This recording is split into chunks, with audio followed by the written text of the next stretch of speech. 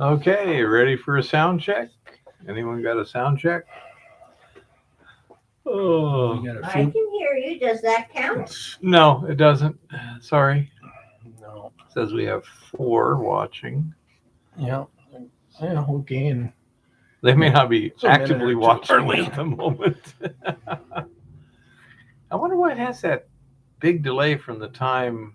Apparently, I don't know. yeah. See, we just got that, Chris. Thanks, That, Chris. that gives you an idea of the delay from the time I asked the question, you typed it in, and we got it back. Thanks, Thank you, Gold Gold Banner. Hi, Walt. How's it going? Hello, Walt. Oh, That's Walt's got some stuff down in Arizona he'd like me to look at this spring. We'll see what happens. Hmm. You know, I know it. A conditional travel visa with heavy restrictions will be in order here. Yeah. Unless Ryan turns up a used Kia for me, and then you can go get it and bring it home. yeah. Well, down there he might. Well, we usually start early, Roberts, because sometimes things are kind of Yeah. cattywampus, and we have to restart the stream. That Yeah. has happened more than once, unfortunately. Been pretty good lately, but yeah, for a while there, that was a problem. Yeah, it was. And looks like the camera itself is a little cattywampus. That's a little better, I think. Yeah. We're good. Walt says hi, Eva. Hi, Walt. Hey, Sin, how's it going? Hello, Sin. It's going to be up your alley tonight. I got lots of chemistry questions. Oh, goodness. I hope you guys like the picture of Eva on the thumbnail there. That was not staged. Thank you, Walt. That's kind of her normal position, but quite often she's laying on top of the covers or things like that. And it was just so classic with her hiding her head because there was light, and something about electromagnetic photons really disturbs her that time of the morning. And so it just looks so classic. I took a picture of her, and then after she was up, I showed it to her, and she authorized it. When she doesn't sleep with clothes on, Chris. Yep. So it's just one of those deals. I sleep with some clothes. Well, Hey, underwear. Bryce. Yep. And hello to Polka Face. I see you're here too. Yeah. Unlike some people, I don't sleep in socks. Well, my toes don't get cold that way. Ha ha. Well, if you actually kept your toes under the covers, they probably wouldn't get. They are under the covers. Yep. Yeah, right. Mm-hmm. No, she wasn't saying that's Hey, just her John. normal 10 a.m. position. So just usually it's not suitable to post on the internet. Oh, I'm not going to say anything, Robert. He's not touching that one. You won't touch that one with a 10-foot pole. No, quit right there.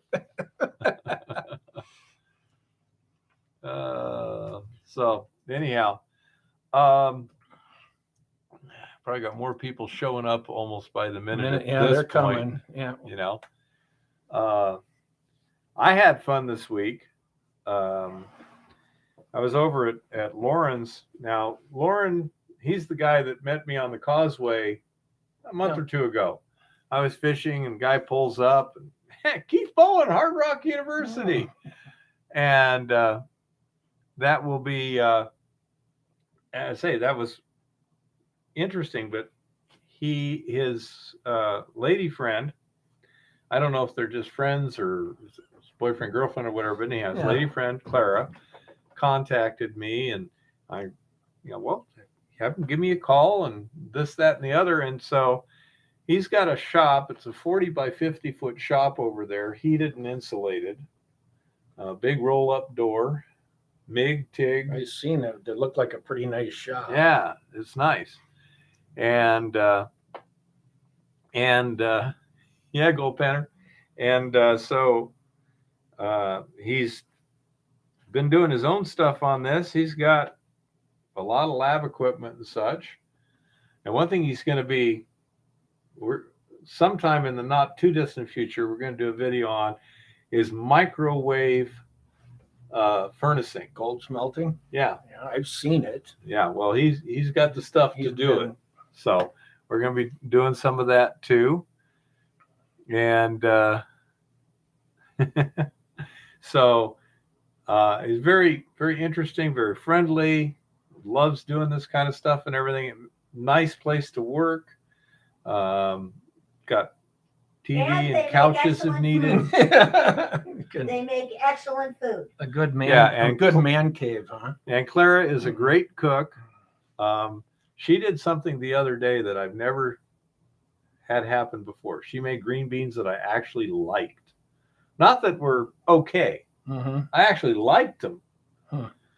And as a matter of fact, I liked them so much that she made a plate for Eva. You know, Eva, she doesn't travel near as much as I do. And brought it home, and there was more green beans on it than Eva wanted for dinner that night. I actually reheated the green beans and ate them by themselves after I got home. Now that's unique in my experience. Bear has a low opinion of vegetables. That's what's going on there, people. Yep. And so, yeah, so do you, Tom. Oh no, it's not very far.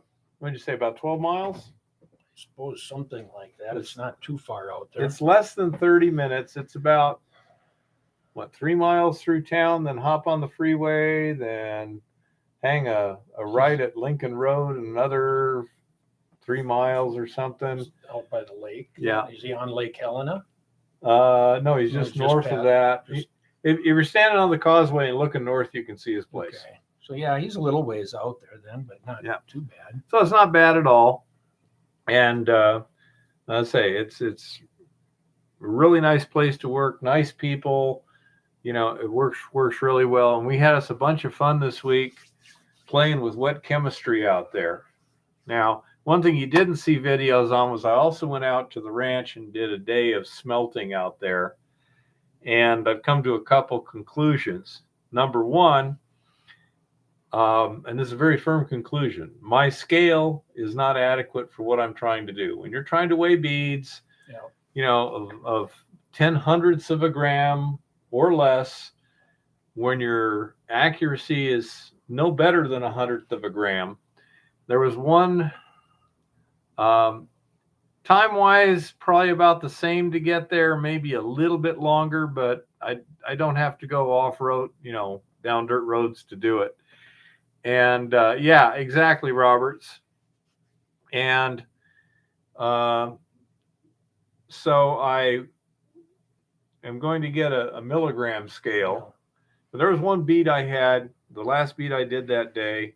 And of course, the scale's also trying to operate in 32 degrees. Right. Cold. So I put the bead on it, and it goes 0.08. And then as I'm looking at it, it goes 0.07.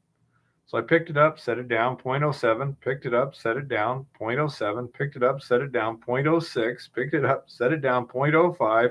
It's like, okay. It's all over the board. Yeah, this scale is just not sufficient to do the job. So that was number one. Number two, I was resmelting some of the slag from previous smelts. And I did that twice with 4 grams of slag each. And one I got a bead that was 0.04 and one that was 0.03.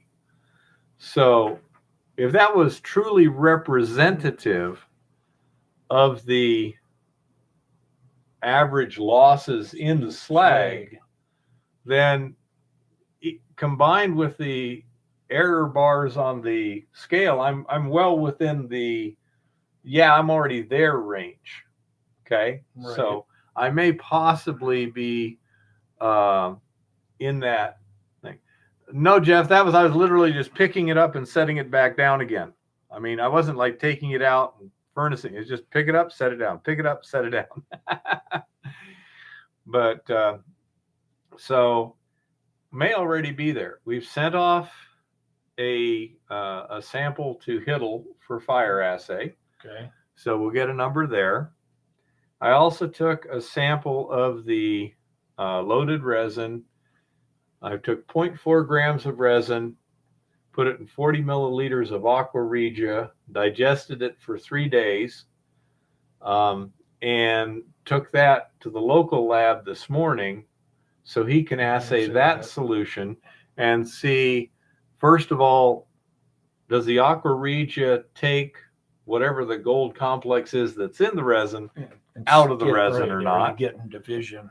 And number two, if it does, that ratio that I did is 100 to 1. And so it's very easy to take the concentration in the solution, multiply by 100. That's the theoretical concentration in the resin. Compare that to Hiddle's answer. If they meet pretty well, then I can say, okay, I have a high level of confidence that that's actually what's in the resin, because there's questions about exactly how much solution was run through the resin. The weight of the resin initially was less because I was having plugging problems, so I took some out of the cartridge. Boom, there's some error right there. Blah, blah, blah. And a lot to it to make sure that you really have what you think you have. Yeah, so to try and define things with a little better precision so that when I'm doing the smelting experiments, I can actually tell what the hell's happening, you know?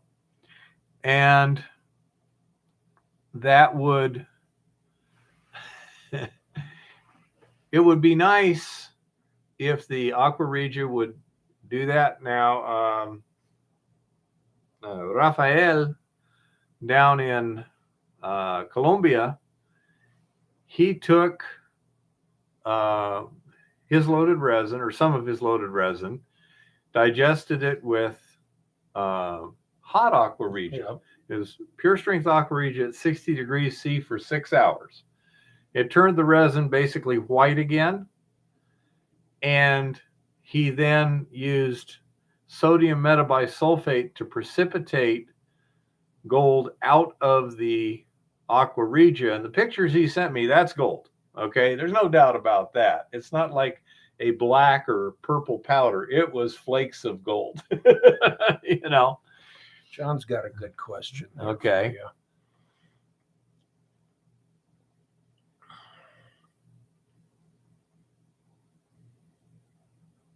Yes, that is correct, John, and I will explain that in just a second. It's a good point.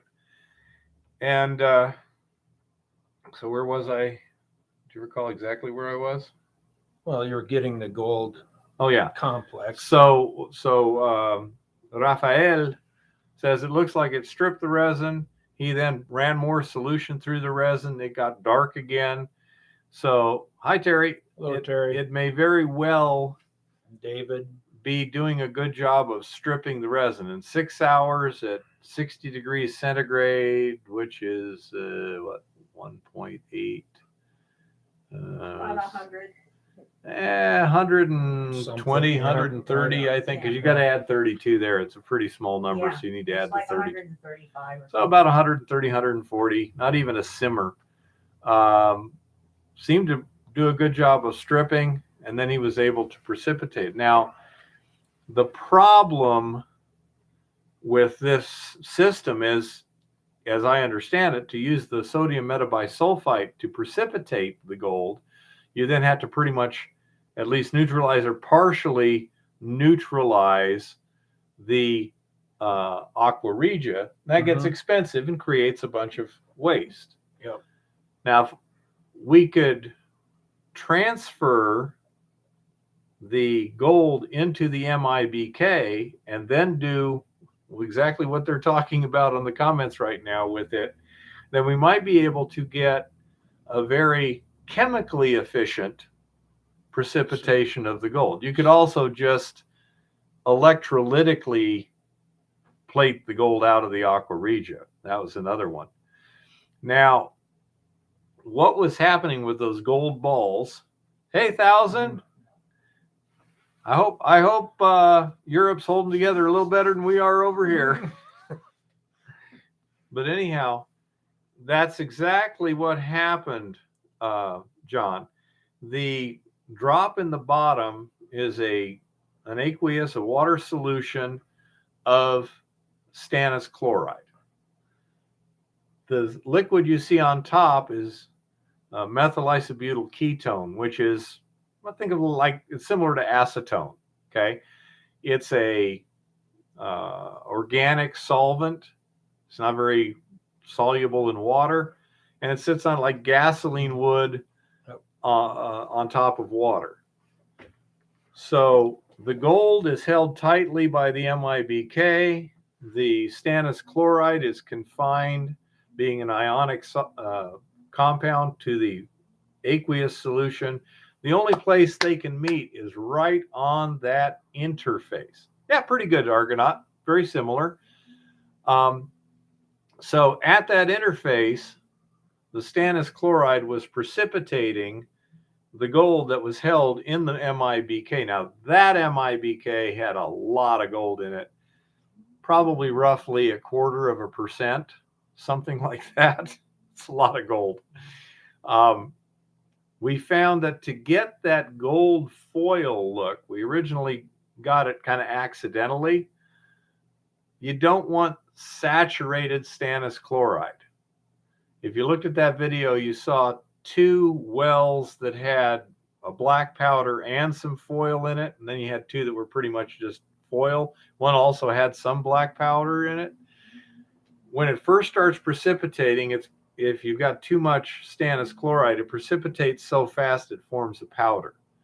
As it burns up some of the stannous chloride, it slows down, and then it can form the dome. It's assembling slow enough, it can make that dome. Looks really cool. Is never going to happen on an ore sample, except very, very few. But the whole idea of precipitating it directly out of the MIBK still works. You didn't see it on the videos, but we were testing if you digest the ore with aqua regia, transfer it to the MIBK, rinse the MIBK, and then put that MIBK over stannous chloride, it will precipitate, and you will get a ring of that black powder basically form over time. It takes time to develop an image, so to speak, but it does work. And we're going to be doing some work on either that or the capillary tube on the test paper sort of thing to see if we can get a higher sensitivity so that we can effectively analyze ores much lower grade than what we're currently able to. I used to be able to do it down to about 1/100th of an ounce per ton when I didn't have the interference. When I did have the interference, it had to be higher than 1/10 of an ounce per ton. Since I didn't know what the interference was, I couldn't predict when it was going to happen. It wasn't a very useful test for exploration, because you could easily be walking by good stuff, right, and not get a result. So, and you don't want to make that mistake. Yeah, you don't want to make that mistake. So I'm going to be doing some tests. Hi, Blind Dude. Hey, Blind Dude. I may, first of all, I'm going to be checking how well is the MIBK hold on to the gold when you're rinsing it with water as opposed to acid, because that may change its ability to hold the MIBK. I mean, the MIBK's ability to hold the gold. If it does, I may literally be washing away gold with the water. Yep. I may just have to use an acid wash.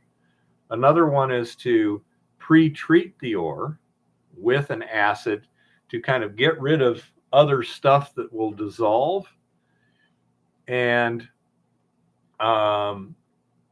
then rinse it with water, and then digest the residue with aqua regia to get the gold in solution, and then go with the MIBK. The particular ore from the Montana B also is like 1/3 dolomite. It takes a lot of acid to neutralize that to begin with. John, start to finish, maybe 5 minutes. Not that long. Yeah, Lars, you're late again. Hey, Lars. What was that question you had, Lars, today? I forget.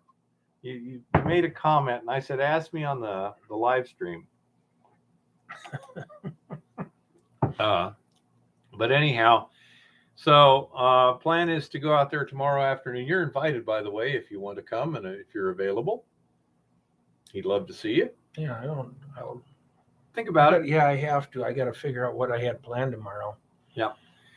But anyhow, so we got a number of pretty obvious possibilities that we can work with and either fix the problem or eliminate them as being the problem pretty quickly.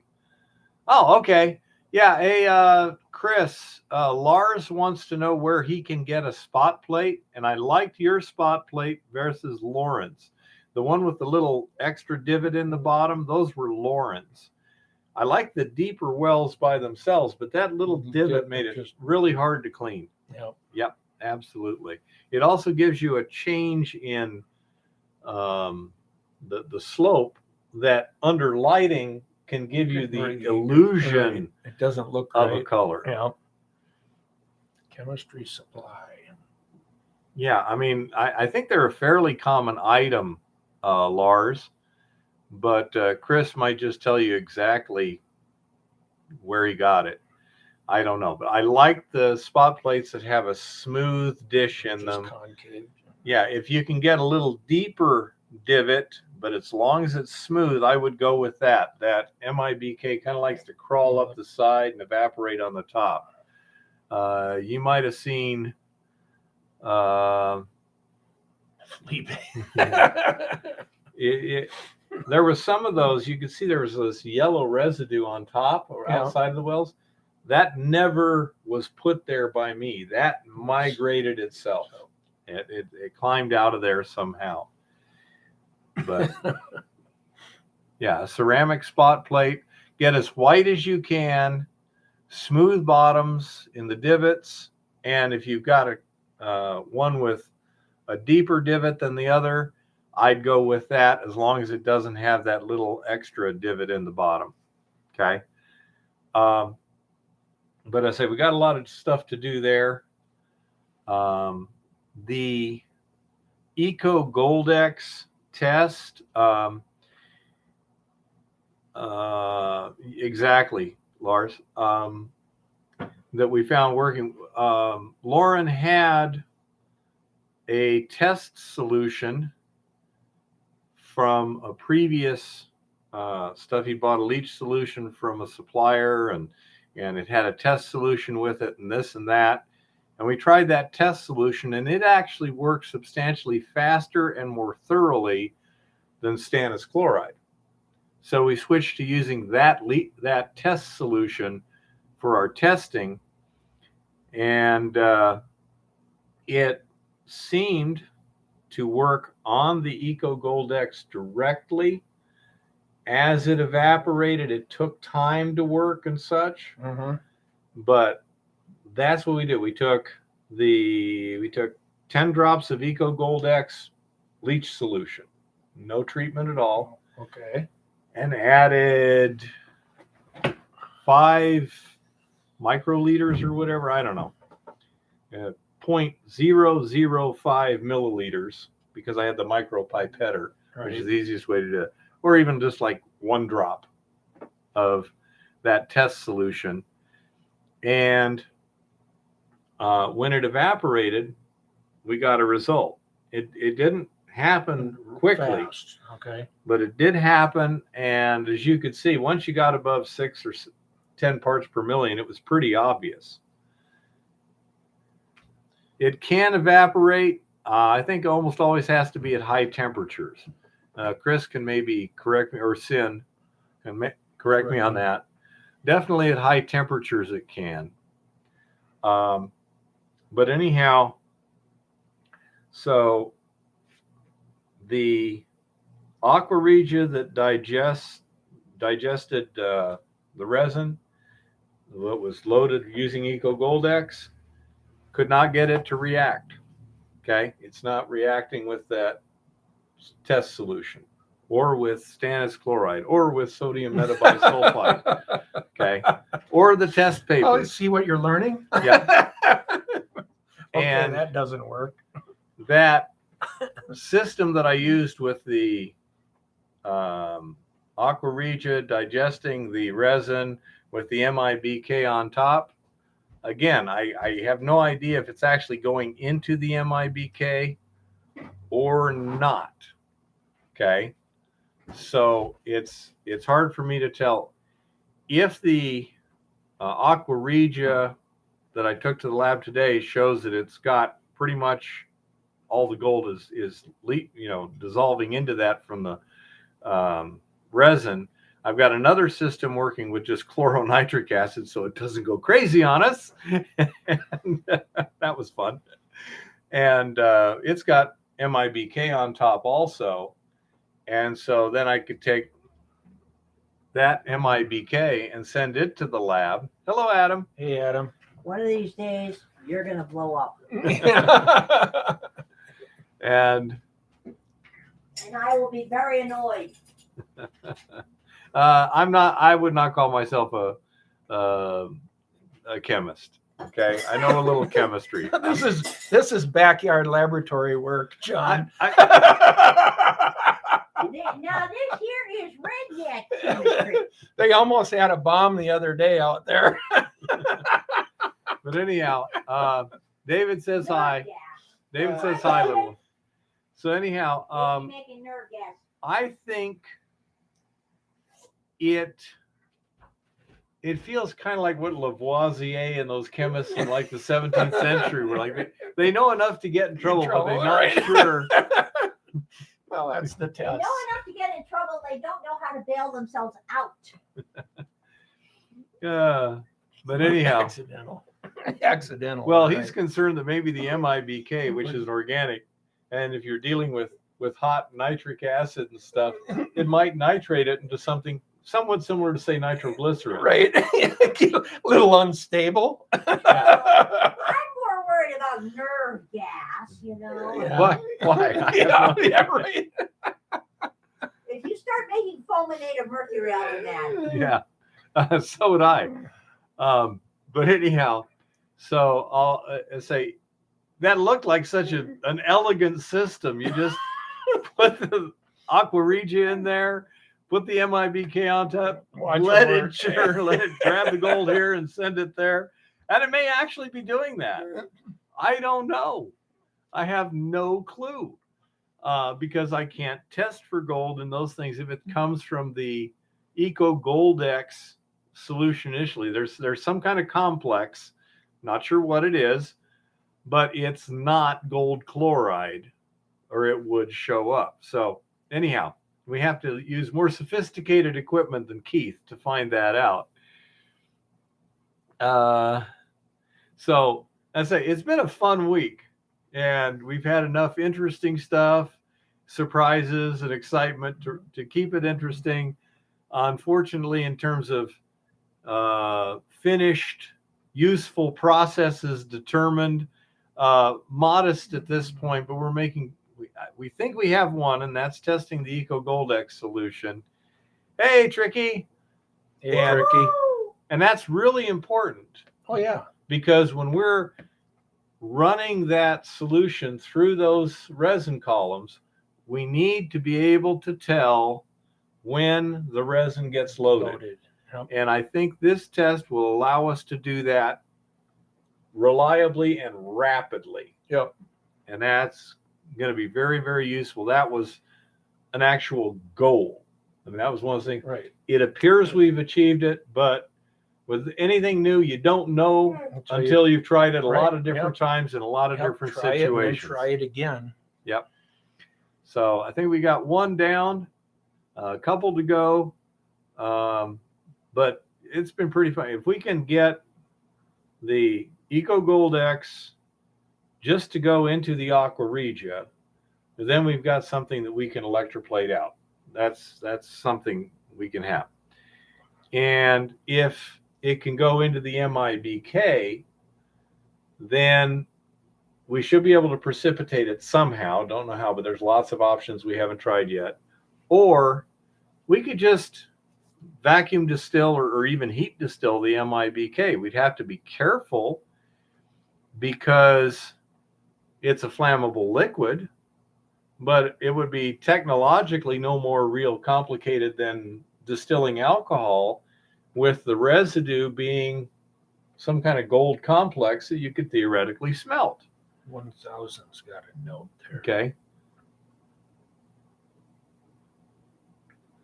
I do not know if there is lead in the solution 1000. I think there probably is a little bit. It's a possibility. We're really ignorant on what's going on with the Eco Goldex right now in terms of it's a kind of a proprietary chemical. They won't, advertise exactly how it works. And so we don't know exactly what the complexes are that it forms. And that makes figuring out what to do with it a whole lot more complicated. Did you try, you mean sodium metabisulfite or sodium sulfide? Okay. We tried sodium metabisulfite because he had some. I did not try sodium sulfide. Can you add a drop of sulfuric acid to precipitate the lead out of solution? I have no idea, 1000. I'll be taking notes. I'll be communicating a lot with Chris. And the nice thing too is, unlike the ranch, his shop has cell service. Internet, maybe. Do you have internet out there? Okay, sodium sulfide. Okay, let me write this down. Sodium sulfide as precipitant. He's saying that's what they're doing in their e-waste. So that's Okay. interesting. I've heard of sodium metabisulfite, but not sodium sulfide. Okay, thank you. And refining gold, couple drugs.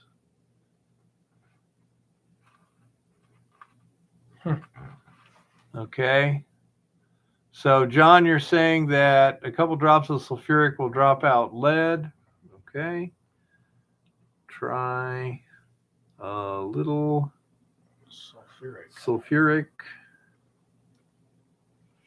to drop contaminants in that. Okay. So let's say these are the sort of things with a lot of people, somebody knows this, somebody knows that, somebody knows the other. I don't know if I ever told you, I consider myself to be a nexialist. Do you have any idea? No, I don't. Okay. I didn't invent the term. It was A.E. Van Voigt, a science fiction writer, that came up with it. A nexialist, and Chris is kind of a nexialist too. The specialist knows a great deal about a particular subject. Very able to deal with. Right. A nexialist knows a fair amount about a lot of different subjects. Yep. So you can take this information from there and that information from there and this and like that. And exactly, it's from nexus, where things come together and meet and overlap. No, Aqua Regia, blind dude, is a particular acid. It is a mixture of 1/3 hydrochloric acid concentrated, and it's not 1/3. 3 parts hydrochloric, 1 part concentrated nitric. And sodium sulfide is an indicator for alkaline solution, especially EGX. Okay. Look at that. And so the reason it's called Aqua Regia, Regia is royalty. It is the liquid that will dissolve the king of metals, gold. That's where it came from, those many, many years ago, back when I was just a little kid. And I prefer using something wherever possible called chloronitric acid, which is basically 1 part aqua regia, 2 parts water. Aqua regia makes nasty fumes. It's some pretty harsh stuff. Chloronitric acid has very little fumes. It's a lot easier to deal with. I don't believe Fixer will leach metallic stuff. The Fixer, the sodium thiosulfate, is really good at dissolving silver chloride, which is what it does in film. It removes that from the film. But I don't think it's a good Lixivant. I don't think it puts it into solution.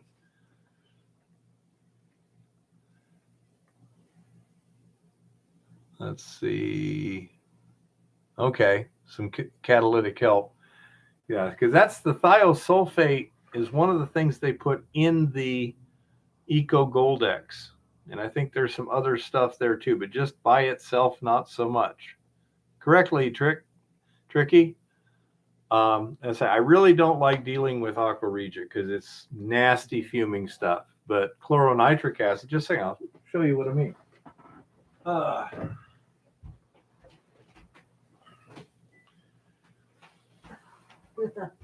This is resin that I've been dissolving in chloronitric acid.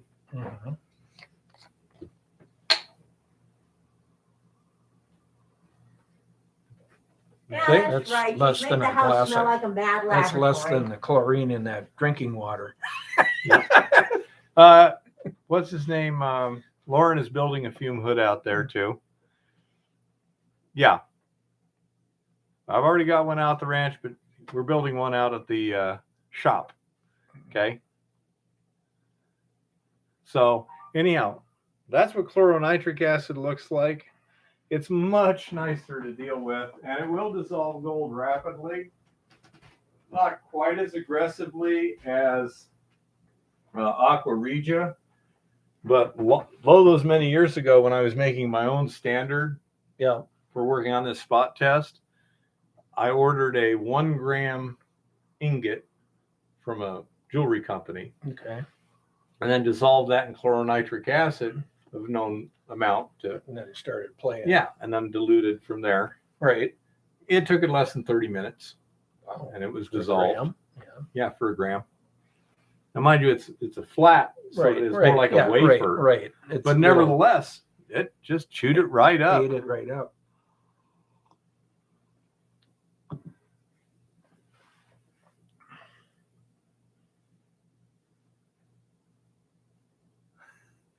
Man, we got a lot of information here. Yeah, the nitric, we just use standard concentrated, not the red fuming nitric. And I'm just using muriatic acid, not reagent grade. Not fuming. Yeah. So I say we're using call it poor man's concentrated hydrochloric acid. Yeah, well, that's fine. But as I got lots of stuff to figure out yet, and it's going pretty good so far, as the man said as he passed the 10th floor of the Empire State Building on the outside. I thought, with your videos and that, I thought you had a pretty good week going there. Oh yeah. Do you know a Lauren Beto? He's been on here before, I believe. That That may- Lauren. Oh, That might be Lauren. That's Lauren out here. Yeah, I that's think your. so. That's your. I think so. Yeah. Hey, you, Lauren, you made Yeah. it.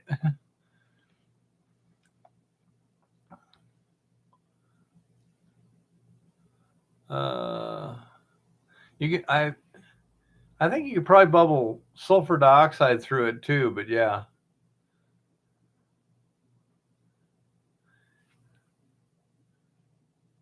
I think it's a different Lauren, but I'm not sure.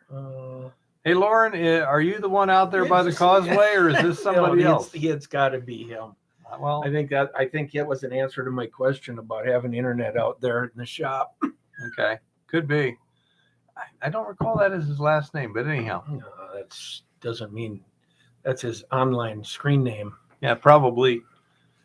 But anyhow, he also likes to fish. Oh yeah. Oh yeah, That's important. that's gonna be good. I'm waiting for that call at 8 o'clock in the morning sometime, or 7 o'clock in the morning. Ring-a-ling, ring-a-ling. You know, see, in the summertime, The rainbows are the hammering. the sun comes up before 8 o'clock in the morning. You know, I'm just waiting. Ring-a-ling, get your ass out here, dude. We're slamming them. Yeah. Get ready. So anyhow, as I say, it's been real fun this week. Had a great Yeah, time. no, it looked like it. It looked, that's, Yep. it's like, all right, that's the way to make headway, is one little step at a time. Yeah, I say, it would be nice to figure out what that issue with the spot test is. I do not think this particular paper is as sensitive as the stuff I used to use, though. Okay. That's possible. I don't think so.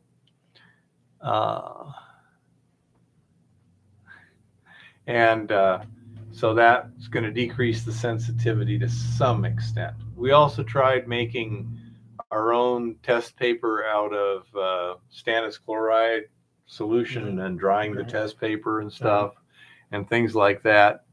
And so we've been trying a lot of things. I'm pretty comfortable that we'll get it significantly more sensitive than it is now. How much more, I don't know, but I'm pretty confident we're going to make some significant improvements to it. And so we'll go from there. And what did you do this week? Not much. Just all the petty little crap you got to do when you have time to do it, Slacker. Parts and pieces and fix and, Yeah, I'll say I'm planning on going out to Lauren's tomorrow after we do our housekeeping here. Mm-hmm. And then Wednesday, I'm going to go to J4 Automotive in East Helena and have them run a diagnostic on the truck. I think the carburetor's messing up. I may also have an ignition thing I've got a spark plug that's weak or something. Because it misses pretty badly when you first start it up and stuff, smooths out after that. But when I'm like heading off to your house, as I go through the light and start accelerating, I get into second gear and at low RPMs in second, it's vibrating, and if I keep going, if I've got the green light and keep accelerating, when it gets into third, it gets even worse. But it smooths out and then picks up and smooths out. It's that throttle setting. If I hammer the throttle down and get the secondaries open, it goes away. Test that with vacuum and that. See what's going on. So then they're going to just run the diagnostics on it, see what the hell's wrong with it, and then I'll probably get the parts and go over to Lauren's and fix it myself. Leaking gasket and say no, it's not the accelerator pump, because it just keeps running it that vacuum way. line down to the step down on the transmission. Yeah, I don't hear any vacuum leaks. Yeah, well, you may not hear it. And again, this is but why, especially when it's cold, you may not see it when it warms up. If it does kind of go away, that's a good indicator. It is a vacuum issue. Well, and that may be all it is there's a vacuum leak somewhere, whatever. A good mechanic with the proper equipment should be able to hone in on almost instantly, and either they can fix it there. Blind dude's asking you about your roach clips on your copper. Yes, it is. It's number 6 bare copper. Very good, blind dude. Yep. And that's all I did. Drilled holes through that piece of wood. Put a bend on that around end. so they can't go anywhere. And yep. And so that's exactly what it is, blind dude. And the piece of glass there is just a glass tile from Lowe's. They were on sale for 99 cents each. Sure. Piece of cake. I went to a glass shop, thought, I might be able to get a scrap or something. They wanted $13 for a piece of glass that size. Oh yeah, I believe And that. it's like, I think I'll just go to Lowe's. But anyhow, so say Wednesday, I'll get it diagnosed, find out for sure what's going on, and then I can change parts. I'm a parts changer. Yeah. I'm not a really good mechanic. A diagnostic. And I certainly don't have things like a computer I can put on it and see what, oh, yeah, the number 6 plug wire's, weak or something like that. Now the vacuum gauge will probably tell them a lot. We're just watching it. Yep. Run it under the hood, pull it right into the cab of the truck, and go drive it Now that's and see what happens. that's my guess, is that it's probably something fairly simple, because it was running really smooth. After we put that head back on, Yeah. it was purring like a kitten. Yeah. So there's something wrong. It's a 76 Kodak, Yeah, 400 it's small block. good old Chevy V8. And Yeah, you got a vacuum leak or intake leak or something. You got some little leak. could easily somewhere. be. Probably a little cracked hose somewhere. Yeah, that's possible. And well, I was thinking of something else too. Oh, and the carburetor's been doing some kind of weird stuff. Okay. Complicated to explain, but it would be like the carburetor is draining, while it's just parked. Yeah. Because you go to start and it's not starting, you put your foot all the way to the floor, Right. crank it, and then it fires and it's going, and then kicks in. Like you say, the bowl had just drained into the intake manifold. So I may need to change out the carburetor. That is a 675 CFM carburetor, which I've been told for a 400 small block towing is not ideal. No. For racing, it's not bad. Yeah. Well, 725, 730 at the most, somewhere around in there. So the best thing to do, if I got a carburetor issue, I'll probably get a smaller carburetor for it and put that on, so that I got one that's better balanced for my activities. I'm not running it over 3,000 RPM. Right. Yeah. I don't need that kind of volume. So I'm not doing what the carb was ideally designed to do. Yeah, might as well go to something smaller. Dumping fuel. Send the videos. I can send you Tricky's videos. Yes, Chris. Let me write it down. Send Chris video from Tricky. Any particular videos we're talking about here, or just the ones he sent of his plantation and such? I think we can go just to a smaller 4-barrel Kodak.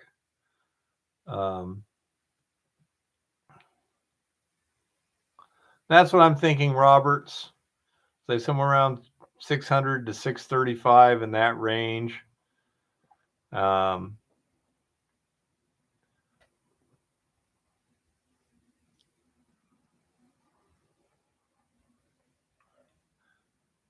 I don't know if we even need.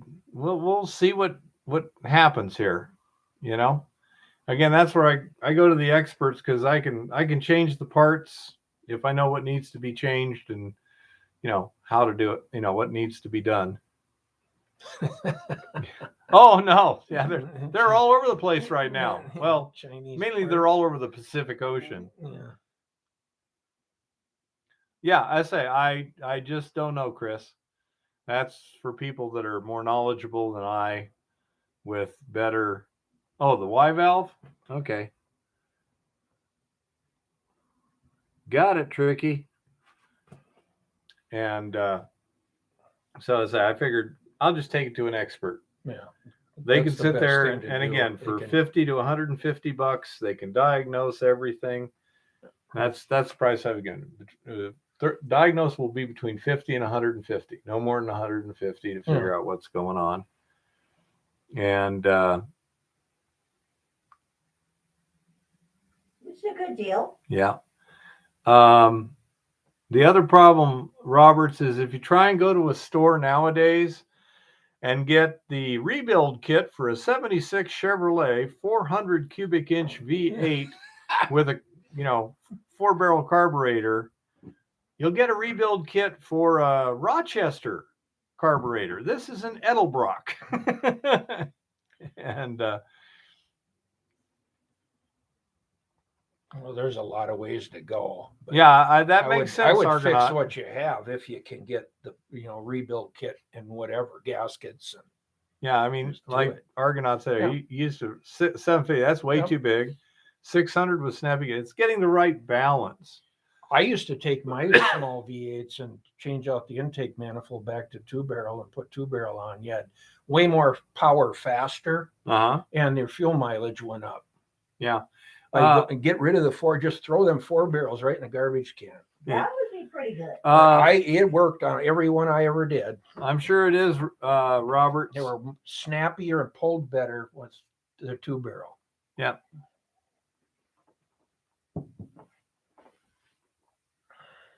I presume it's got like the 410 or something like that because it's a 4-wheel drive. So I'm pretty sure it doesn't have the high gear ratio on it. Not in 76. That was the I'm not 55 sure. mile an It could hour. be a 396 or something. I don't know. You'd have to get under it, look at the tags on the rear end or the front end. Yeah, you might get it. Well, again, it's not going to necessarily tell you anything to go with the VIN number because that may not be the original there's a rear tag end. on the rear end. There is a Oh, I'm tag sure. on the rear end that should say what it is. Yeah, it's a 2x4 with big secondaries. Yep. I don't know. I'll talk to some experts, let them figure out what's going on. If it's just a vacuum leak, then I won't bother doing anything. If it needs a new carb, I'm going to downsize. Yeah, my guess too there, Roberts. You're going to pour what in the engine? Don't you have to be able to start it first? Yeah. Well, that's it, Kodak. A lot of this stuff is aftermarket on that truck. So I would have no high level of confidence in that, but considering it's a 4-wheel drive, you'd have to change 2 differentials. Actually, probably whatever it came with. General Motors now just put almost all their parts ever made online now. You can go on and if you got a part number or you want to look up a VIN number in the build sheets, you got access now online to all of that. How many miles on the motor?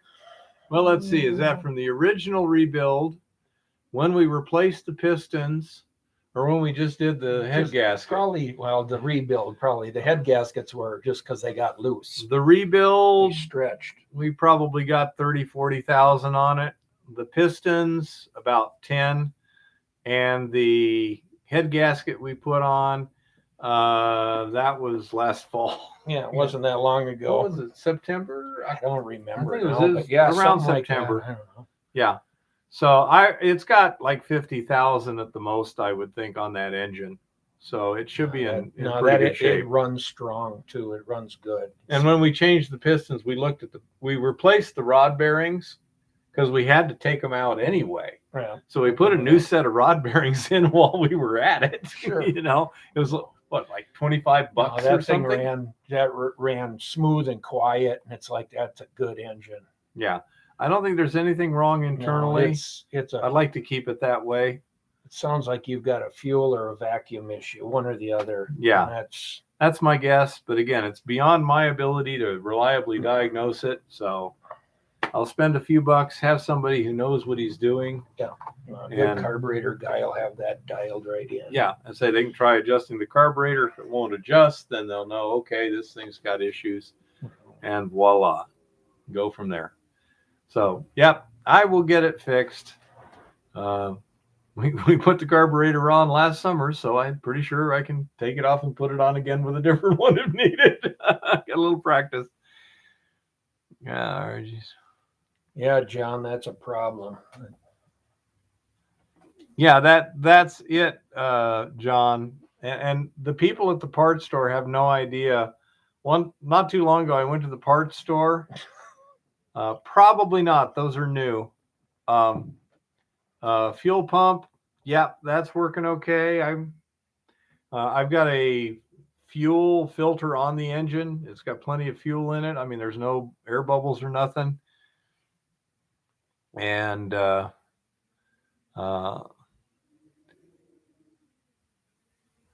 yeah, carb swap may be good if it doesn't have any problems with the carburetor, then I'll just go ahead and keep running the one I got. If it would need to be rebuilt, it's like I'll just get a smaller one and swap it out. Could there be water in the line or the tank? Probably not. Again, this has been doing it for quite a while.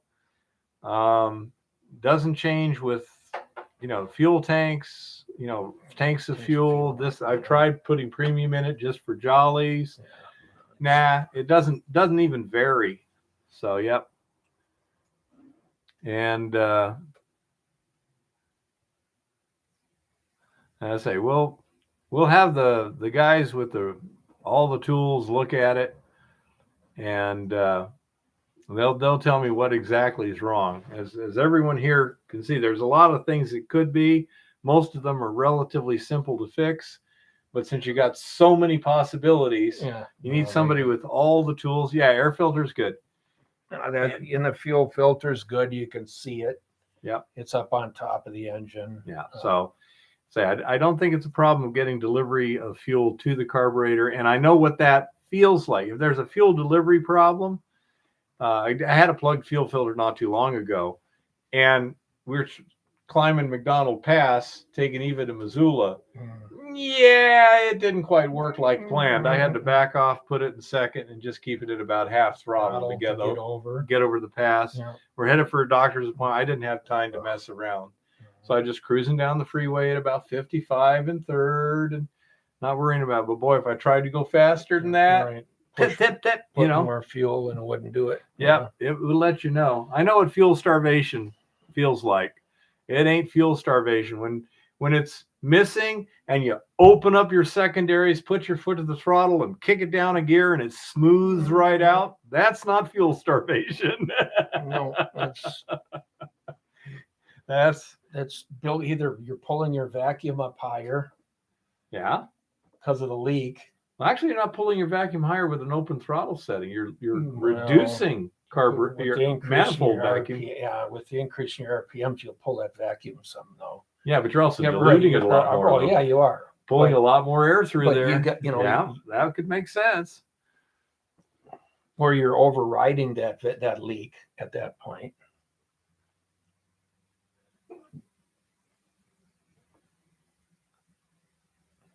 Okay, Scotty. Actually, I have a vacuum gauge in the truck.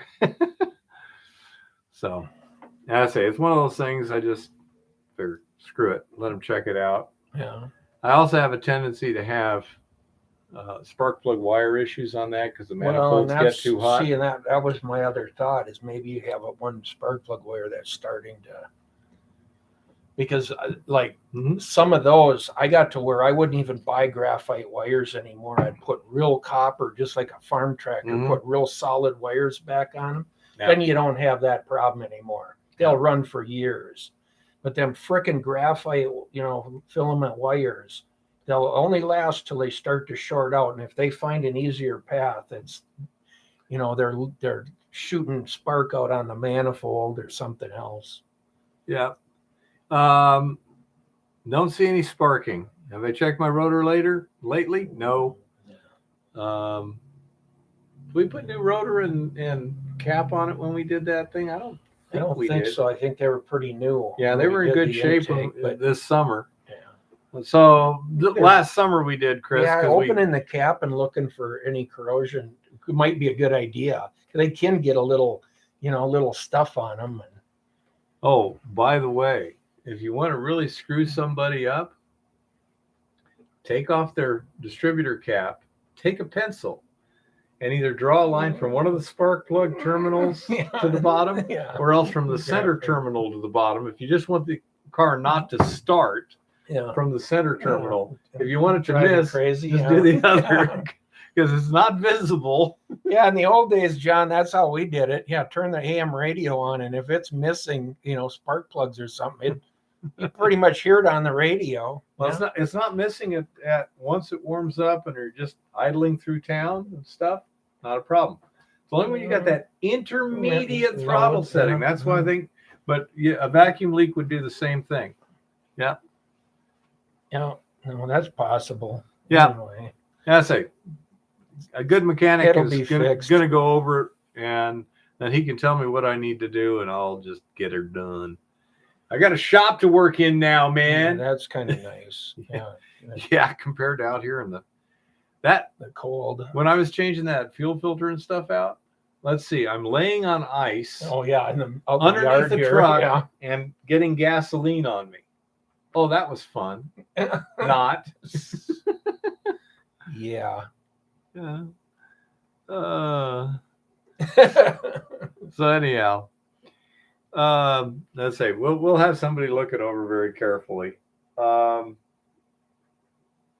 think Eva's got a fair amount on the tinfoil hat report tonight, and We can you've let got her some stuff. fly. How much time do we have? I would say when Eva's ready, let's let her in, and then we'll go into some mine financing after the tinfoil hat report, probably. Yeah, Terry, I can be less than perfect at times. Hey, hey, smoking. Smoking, I love those. At times, he said, "That be all times." Yeah, and hats off to the Canadians out there. I hope this Yeah. goes good. Yeah, hats off to the Canadians. Yep. Trudeau's speech. I mean, Socks today when he was saying Socks was just nuts. I'm sure you could fix it in a heartbeat, John. It is my belief that Socks is having a psychotic break. You may be right. Honk Hogan. Who is Honk Hogan? Oh, she's got her hat on. Are you gonna? Well, you want me a little early so that Jim can. If you're Well, ready. that's fine. That's We'll fine. get out of here. We'll let Eva in first, and then we'll go from there. Yeah. Well, hello, everybody. Oh, racist. Hello there. Who says that?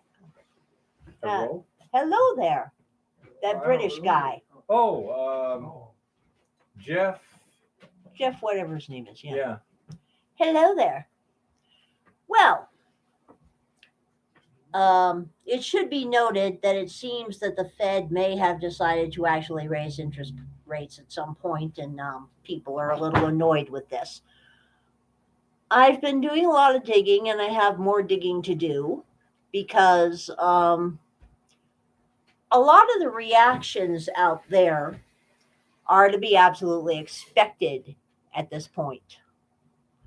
And consensus of opinion amongst people that watch this kind of thing is because the Russell index has gone full bear, it's down about 20%. We are going into a recessionary period, and the Fed is going to have a whole lot of problems doing the 3, 4, 5 or more interest rate increases that they're talking about doing, because those just don't work. They is not gonna work. We went to our new silver store today, and hold on a second, everybody.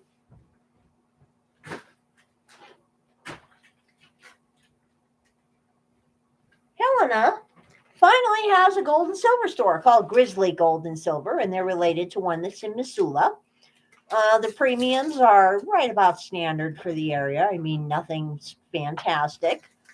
Very, very nice young men, very clean store, very new, grand opening, and it's all happy. So I'm going to give them good reviews on Google. But we're going to be shopping there more often because they do have a good supply of junk silver, and they had a good supply of war nickels and a good price on war nickels. Now, for those who may not know the actual conversion, $1.40 in face value in silver coins, war nickels, and silver coins in terms of dimes, quarters, half dollars, etc., equals just about 1 ounce of silver. So that is the current conversion. That is the conversion, which right now is worth $22 and change. So I'm going to go. Speaking of change, I'm going to go through all the change in the house because I am tied in with a group of silverbacks on Wall Street Silver on the front page of the internet, and they are discovering a strange but very cool uptick in the number of Roosevelt dimes that are pre 64 that are showing up in store change. Nobody's quite sure why, but this has started becoming a thing. And I happen to have a quart Ziploc bag up there that's full of pennies, nickels, and dimes. So I'm going to start going through that quart bag of pennies, nickels, and dimes and see if I can find myself some silver. Very, very good thing. Oh, and I'm going to put this in PG type terms. People like to show off their stacks and their silver on Wall Street Silver on Reddit. And a gentleman put up a picture last night of a 10 kilo, 22-pound silver coin with a big rooster on it that who knows why, but it had a big rooster on it. So of course he said, take a look at my 22-pound COCK. You can imagine the jokes that arose from this, especially when somebody not too long later posted a picture with 2 5-ounce silver spheres, a pair of balls to go with the COCK. It was very fun. Yeah, exactly.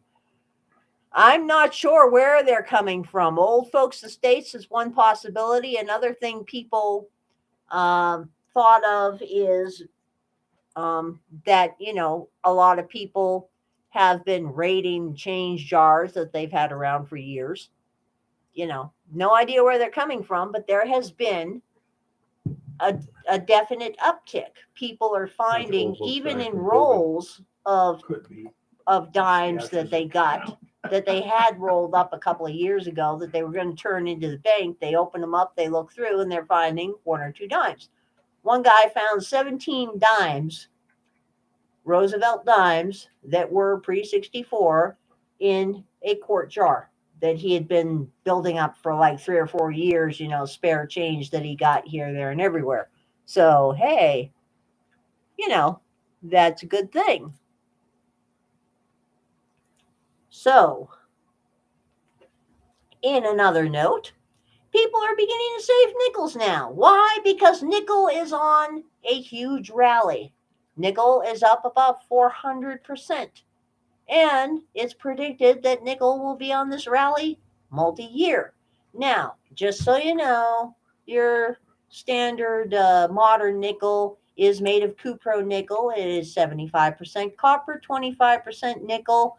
Professor Hardrock here, the so-called chemist, tells me that if you dissolve the puppy in nitric acid, you should be able to electroplate or separate or do some sort of 8 to things if you wanted to break it up. But note here, public service announcement, it is against the law to deface, melt down, or otherwise wreck actual legal tender. Yeah, right. Okay. We'll remember this. Yeah, the actual nickel is like the new ones are supposedly, according to Senor Google, 75% copper, 25% nickel. That is if you believe Google. I am coming to the point, and I know this is going to sound a little bit tinfoil hat here, but I'm coming to the point where I kind of have my doubts about the accuracy of Senor Google sometimes. Methinks it's a good idea to check search results through multiple search engines, including DuckDuckGo, because it's the best aggregator, and Brave, because you get free crypto that's absolutely useless. Hi, Tricky, and say hello to your baby. Give your baby a kiss. But that is where we are at the moment. There is a concerted effort being made on Wall Street silver and elsewhere to encourage people to buy and hold physical silver, because the more physical silver that can be removed from the accounting books and is in the physical possession of people, the closer we get to the time when they will no longer be able to hold back or hide their manipulation of gold and silver prices by way of the paper vehicles. So, yeah, we're stacking silver, which is cool, which is great.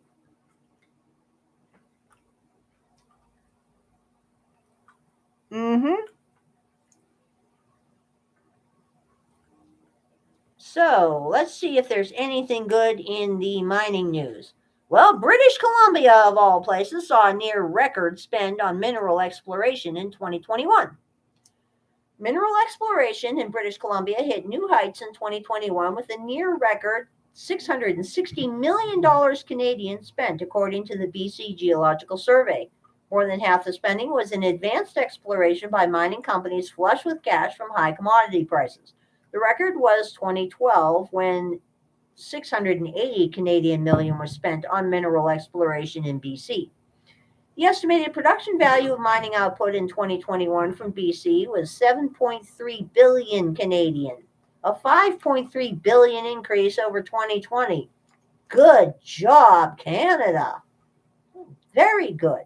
It's been a very impressive year, Gordon Clark, director of the Mineral Development Office of the BC Geological Survey, said Monday morning at the annual Association of Mineral Exploration Roundup Conference.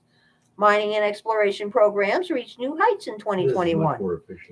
Exploration programs continue to produce excellent results, and with all the new resource estimates, advanced exploration adds to British Columbia's mineral inventory. And from the deals that have been going on in the last few years, acquisitions, it's pretty clear British Columbia continues to attract large investment dollars for both exploration and established mines.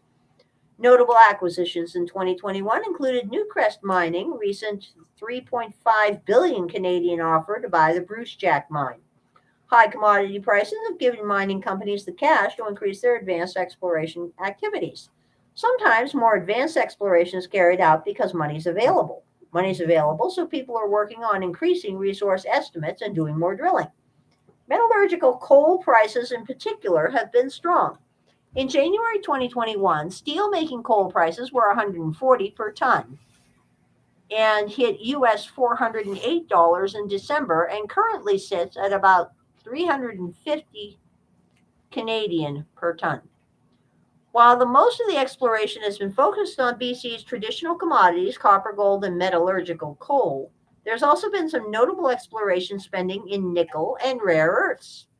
The latter is the Defense Metals Wichita project. Meanwhile, FPX Nickel Corp has been drilling at its Dekar Nickel District Fort near Fort James. The results suggest there is potential for a new standalone deposit in the Dekar Nickel project. This year's annual Roundup conference at the Vancouver Convention Center was being held in person. Last year's was held virtually due to the pandemic. Wow. Yeah. That whole pandemic thing is getting really, really old news. The shortages are not getting really, really old news. We have canned air from my son on the way. It's only been 3 months since I've seen it locally. And we also got fans for our computers for my son, which is really, really cool. Thank you, Ryan. It is a good idea to continue to grow your pantry at this point and to continue to grow your silver. Now, I have nothing against buying silver online. In a lot of cases, you can get a better premium online if you're buying big bars or high quantities than you can at your local dealer. The reason you want to stay with your local dealer is you have a far smaller paper trail in general than you do anywhere else. Some dealers don't even make you sign your name to anything if you're paying cash. And it gives you a local connection that knows you. It develops a relationship. So if you ever want to sell anything or you're looking for something special, you can find it. I am all in favor of small paper trails these days because, as you may have noticed, Our feral government is getting distinctly curious about the day to day activities of average citizens. Now, I know that sounds a little paranoid, okay, but you really have to wonder about these people. When you've got the Bureau of Land Management wanting you to allow them to track your phone if you use their app, and you have the IRS saying it's perfectly fine to use their online system as long as you give them a selfie along with your driver's license and all your pertinent information, which of course they will protect from hackers. Okay? We all know how that's going to go. We already have enough problems with identity theft going on in the world and with hacking and things being sold on the dark web. I certainly don't trust my selfie, my driver's license, and my physical address, along with my social security and birth date, in the hands of the IRS because they can't even manage to put people like Al Sharpton in jail for tax evasion after knowing he's owed back taxes for decades. So, if they can't even manage to do their basic job, I certainly don't want them purporting to safeguard my identity. It ain't happening. I will speak to them on paper by mail only from this day forward. And we will end up speaking to them, of course. Sad but true, we're actually going to have to file some paperwork at some point, which is fairly ridiculous, you know? And yeah, it's not paranoid if they're really after us, which they are really after us these days. Physical bullion investors are undeterred by paper price swings. Precious metals aren't exactly a favorite asset on Wall Street or at the Federal Reserve. Thanks to WikiLeaks, we know the futures market was originally conceived in the 70s as a mechanism to increase volatility and discourage physical ownership of monetary metals. Keep that in mind. This is why the futures market was created. Regulators have taken scant enforcement action against price manipulation by corrupt traders at bullion banks. When the Wall Street bets crowd tried to put a squeeze on silver exactly a year ago, the effort failed, which is where Wall Street silver came from. Trying to squeeze an asset like silver is tricky when you're arrayed against forces that can influence the price with concentrated trading power and the ability to expand the electronic supply of the metals. Tons of silver left the COMEX vault system, but the price of a futures contract was never really connected to available inventory to begin with.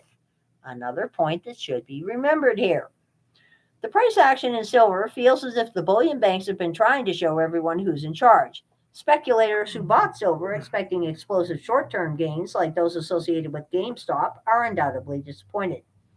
That said, if the goal remains to discourage physical ownership, bankers appear to be failing. Physical gold and silver investors aggressively buy every dip in the paper price.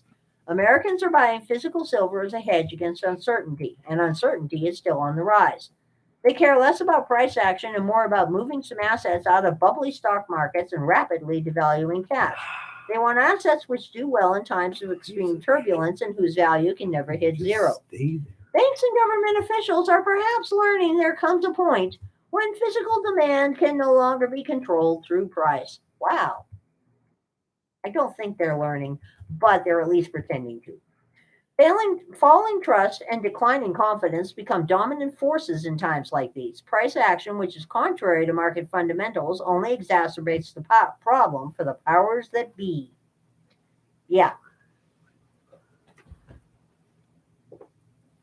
This is why it's a good idea to find some physical silver, if you haven't yet. $1.40 face value a week. $23 a week if you have it. It's a good thing to put aside and keep and stack. If nothing else, your kids will like you. If nothing else, despite it being totally illegal, you can melt it down and make some really nice jewelry. I mean, that is a good point here. Should investors fear rate hikes? Well, considering what's going on with the actual housing market, a person has to wonder. Okay?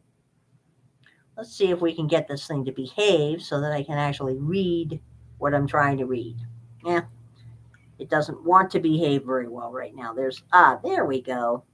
The prospect of Federal Reserve rate hikes continues to rattle Wall Street and cloud the outlook for precious metals. If anything, this should be making people buy more precious metals. On Wednesday, the central bank strongly signaled it will raise its benchmark Fed funds rate for the first time in 3 years, likely at its March policy meeting. In a separate side note there, digging through the Fed paperwork, such as it is and such as they decide to publish, 3 and 6 month treasury bonds were trading at 0.05% interest. They are now trading at 0.24% interest and 0.5% interest. Quite interesting. Very, very interesting. Oh, and it's also very interesting. Talk about your inefficiency. You know, the Fed every month is supposed to put out a report that shows the physical gold levels of foreign held gold, domestic gold, etc., in the Federal Reserve System. This is supposed to come out once a month. Well, somehow somebody forgot to press the button and generate that report in November. Oh, gee. How silly, you know. They completely spaced putting out November's report. But that's okay, because they put out November's report and December's report at the same time. And it turns out that in November and December, 21 tons of foreign gold got moved out of the Fed and repatriated to other countries. This is milestone stuff, because the Fed has gone so far as to sue people who try to repatriate their gold or remove it from federal depositories. As a matter of fact, Texas is still trying to get their gold back in the state from the Fed. And Germany had a problem the last time they got some of their gold from the Fed, because the Fed gave them gold bars that were not the same gold bars that they put in there in the first place. They said they had to re-stamp some of the bars for some unaccountable and bizarre reason. But yeah, 21 tons of gold got expatriated to its real owners in November or December. Not quite sure which, since the Fed decided to forget to file their paperwork. But, you know, just because we have to file our paperwork on time or very, very bad things happen doesn't mean that they follow the same rules for some bizarre reason. I really don't get that. At any rate, on Wednesday, the central bank strongly signaled it will raise its benchmark federal funds rate for the first time in 3 years, likely at the March policy meeting. Policymakers noted that inflation is running well above target, and also claimed a strong labor market justifies a degree of monetary tightening. Just to let you know what well above target means, the current target consensus being discussed by the world banking system is 3.1% for this year. Germany, being an outlier, said our conservative estimate is 4.5% for 2022. The Fed is now saying out one side of their mouth, and while doing nothing at all useful about it, that they're aiming for 2% by the end of the year here. If anybody's looked at debtclock.org lately, the odds of the Fed actually managing to achieve actual 2% inflation are somewhere between 0 and you've got to be freaking kidding me. Okay, it is not happening. As a matter of fact, the real inflation is significantly higher than what the Fed is telling you anyway. So, you know, this is not going to get anywhere. Fed being Fed, what else would you expect? There's quite a bit of room to raise interest without threatening the labor market, Federal Chairman Jerome Powell said, adding, wages are moving up at the highest pace they have in decades. Well, on that note, a lot of people I know on various forums here and there are quite unhappy right now, because even though they did get the biggest raises they've ever gotten in their life, they're coming home with less money, which is kind of odd. And even worse, with prices going up, they're poorer than they were. And they're not alone because he and I are poorer than we were too, you know. Fact check on this, mostly false. I'd say we give him at least 3 Pinocchios or 4 Pinocchios with half a pants on fire here. Price inflation overall is moving up at the highest pace in decades. Wages have certainly been rising in nominal terms as well, along with everything else in the economy that is susceptible to inflation pressures. In real terms, though, wages are lagging behind. The Labor Department reported earlier this month that average hourly earnings for all employees decreased 2.4% on an annual basis through December when adjusting for purchasing power. And that was adjusting using their standards. And we all know their standards bear no relation whatsoever to our standards. Well, let me put it this way. They're almost but not quite entirely unlike a realistic standard. In real terms, wages are lagging behind. In other words, wages aren't keeping up with inflation, even when measured by the government's jury rate consumer price index, now running at 7%. Yes, Professor Hardrock. He's over here making frantic gesticulations. Well, Jim wasn't really enjoying it because what I was trying to do was do the sign language interpreter thing for your stuff.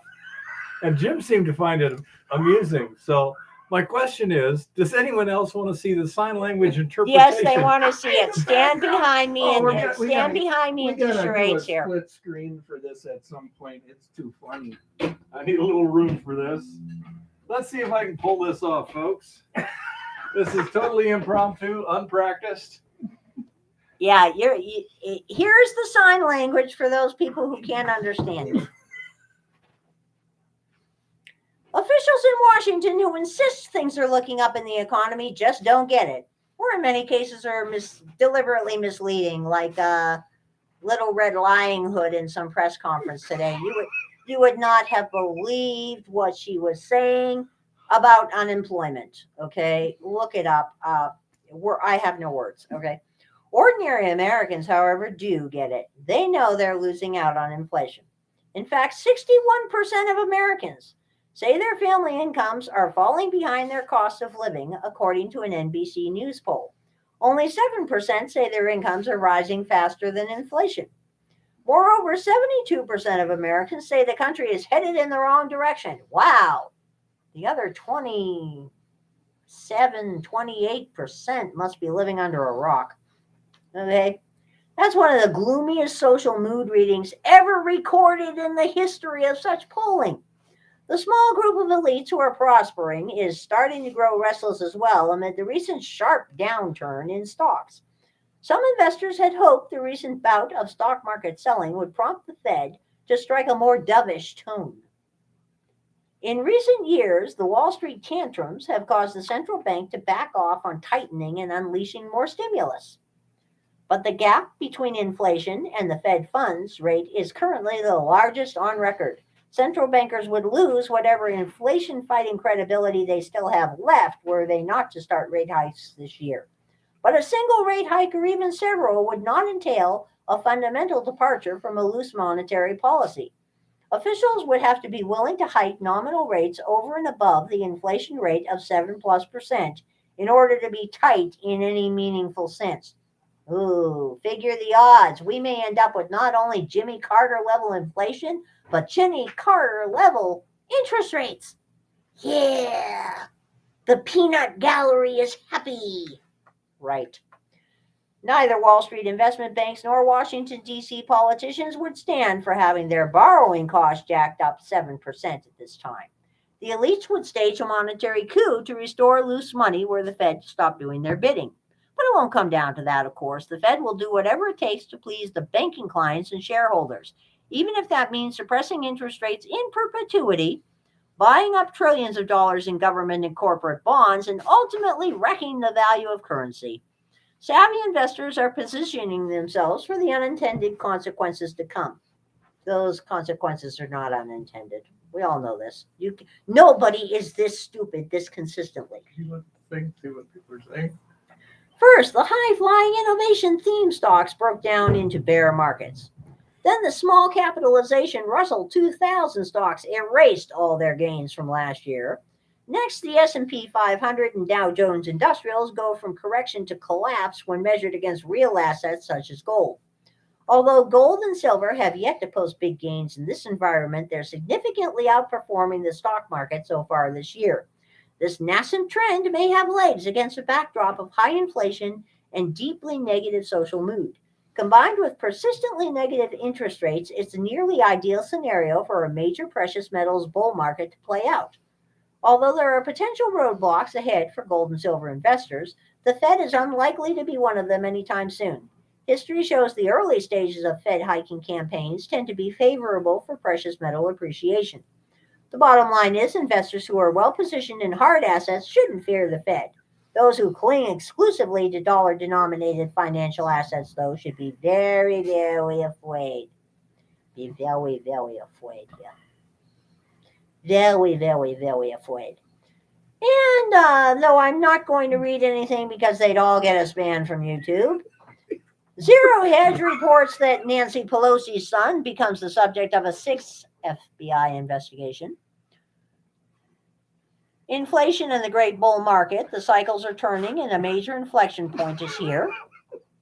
Canadian official expects police to take appropriate action as truck convoys block U.S.-Canada border crossings. Colorado State snowflakes melt down over free speech events. They were offered trauma counseling. Oh, those poor children. I mean, nobody who's 18, 19, 20 years old, only 18, 19, 20 years old should be encountered by strange, unacceptable ideas. Yeah. Protesters gather in front of Australian Parliament in solidarity with Ottawa truck convoy. This is happening in Denmark, Austria, and a few other places too. Inflation comes for your closet, folks. Cotton prices hit a decade high amid a global deficit. And by the way, they're expecting that shortage to go long term for the next 2 or 3 years due to the worldwide fertilizer shortage that's needed to grow your cotton. So you might want to check out the thrift shops or buy those really expensive sheets now before they get more expensive. COVID is in the rear view because politicians can't win votes locking you in a cage. Yeah, well, they're trying. And a pregnant reporter forced to stay in Kabul after home country of New Zealand denies her entry due to COVID protocols. Now, this story was kind of interesting and a little funny because apparently this reporter had an interesting relationship with her photographer. And it is against the law to be an unmarried woman if you're pregnant in that part of the world. And this male photographer refused to marry her even for convenience to bring her out of the area. So the Taliban, in their infinite generosity and being the kinder, gentler Taliban 2.0, have agreed to keep her in Afghanistan, pregnant, unmarried, breaking the law. Oh, she wears a hijab now and she loves the Taliban. So I'm going to be watching to find out what happens. Something tells me we may not hear from her too often. And apparently an American mom and school teacher was an ISIS battalion leader, according to prosecutors. If convicted, she faces up to 20 years in prison. If you ever wondered what kind of people are teaching your kids, yeah. Well, let's see. I don't know. I mean, ISIS battalion leaders, rampant, serious social justice warriors, open avowed communists, open avowed Antifa people. Yeah, just about typical for an American school system. Oh, and then a bold move, Cotton. Let's see how that plays out. Shareholders sue McDonald's for allowing the ex-CEO to keep a $40 million severance package. Oh, they didn't like him getting a golden parachute. Well, at least somebody is finally suing them over this kind of thing. Oh, and Buttigieg, the guy who just came back from his maternity leave for having twins, is planning to usher in a speed camera nightmare across the United States on those highways, which he has already declared racist. So we'll see how that plays out. And a university put a trigger warning on George Orwell's 1984 for controversial ideas. So that's basically the way things have gone this week in the alternate universe that is going on outside of the sane areas in the country. Buy more silver, buy more food, can more food. Canning is good. Canning is great. Oh, and I'm finally going to get a copy again of the American Woman's Cookbook. Look for this puppy on Amazon. You want the copy that was put out about 1938, 1940. It's about this thick. A to Z cooking of everything from, the typical foods to squirrel and possum and how to render your own beef tallow.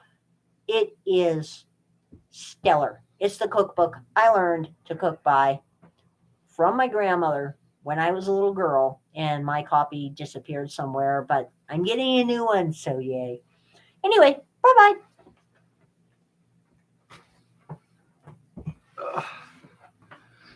Y'all fell down on the job. Y'all are supposed to read the comments and answer them. Oh, God, it was... The goddess is busy goddessing. I don't have time to type. She's over for Jim Saki, yeah. Good idea there. I hope you guys. My thoughts on the Bureau of Land Management suck, just like my thoughts on the other BLM. It sucks too. Bunch of anarchists.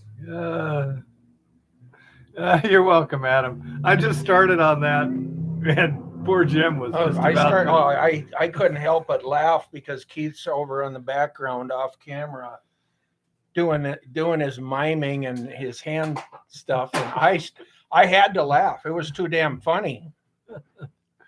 I think we should put him on a split screen for doing that and have him do that all the time. It was too good. I'd probably get better with a little more practice. That's completely I just came up with that just then.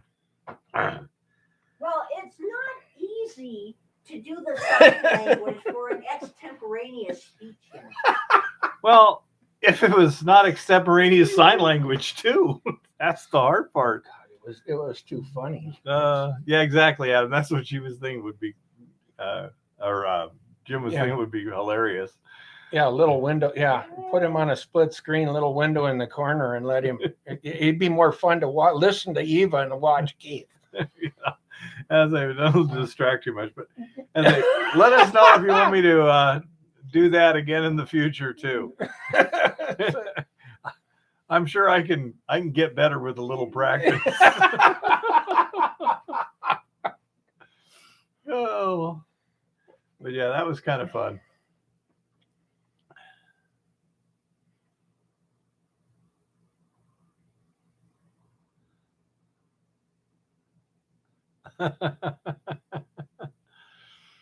Yeah. The president, Presidio Cookbook 1904, huh? Interesting. Pre-refrigerate. Yeah, some of that's interesting. Somebody I seen had Foxfire books. They are really good. I've got that collection. Whose sign is it? Have some down in Tucson. It's a very confusing sign. Yeah. They're either in Tucson or they're packed in the books that came up here with my entire collection of Mother Earth News. I used to have a pile of those. I think I finally X'd them. Oh. And Keith says the White House Cookbook was interesting reading.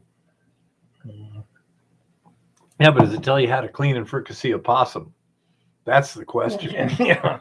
Raccoon, possum, porcupine. How to clean a porcupine very carefully. Flip him over. Okay, so are you ready to do your presentation? we'll get that other thing up and talk about some options in financing. Okay. And you can chime in here too, Keith, as we go with this. That's a little bit off. Yeah, that's all right. We'll work with That's it. pretty good. We'll work with it. Okay. But, basically, after you've done exploration and your testing, you put your reports, your maps, all your information together. Hopefully you're getting to a point where you can prove a reserve, basically, to a certain extent. Now you got numbers to work with as to if you bring mining equipment in, you start running some ground, especially in placer. I kind of stuck this to the placer for the most part, but how do you go about making the jumps into, the equipment you need and building with the mine and financing that operation? And the first thing you can do basically is personally finance it out of your pocket, out of your job, out of your savings. The problem with that is it's slow. It's a long time frame, because if you're only doing so much mining at a time, your limit is the amount of value you're taking out that can help you to step forward in that situation. So if you're on your own piece of property and you don't care if it takes you 10 years to excavate it and dig it, that isn't an issue. Personally, financing, it's a nice way to go.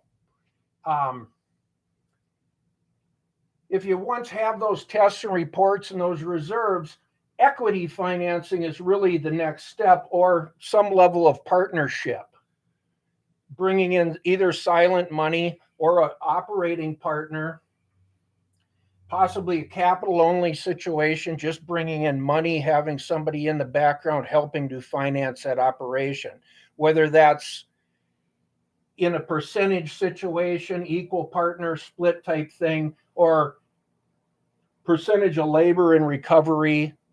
That's a good way to do it for labor, is to just share in recovery numbers with your labor. Going into the equity financing, a lot of times it's a percentage of recovery right off the top. I can give you kind of some examples here. It's roughly about 10% you're giving up of the recovery for equipment only, about another 5% if you're looking for operating capital. And like I say, this is some part of mix and match somewhat.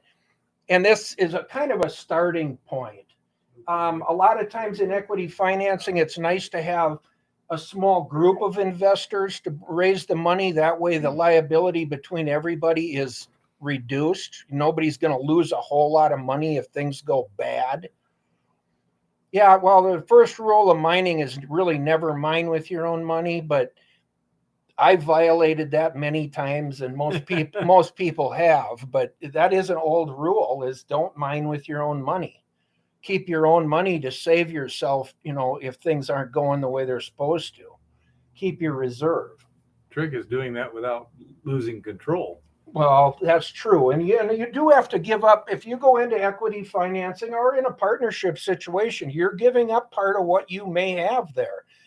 You just need to be very careful and make sure that what you're doing, you're not giving away too much up front, because that's a big mistake guys will make. Oh yeah, I'll give you 25%, and you can't afford to give up 25% unless there's a lot of money being raised in the venture. A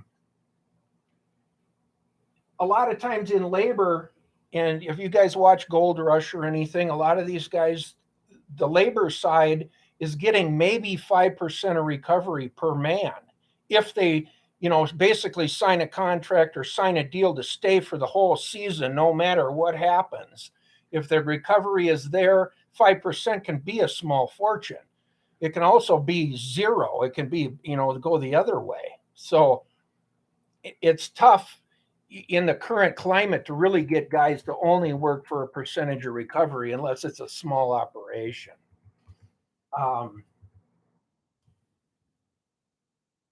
You could go to an equity sale, which is a lot of times what they do in a hard rock situation.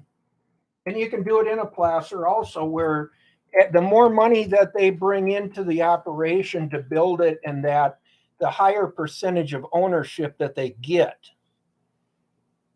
And in a Hard Rock situation, a lot of times that'll also have a percentage clause of net smelter return where you as the original owner, as you give up the operation, still retain maybe a 2% net smelter return or 1.5%, a 1% net smelter return as they invest in bringing the project forward, because a lot of times in Hard Rock, it's fairly easily in exploration alone to spend $2.5, $3 to $5 million.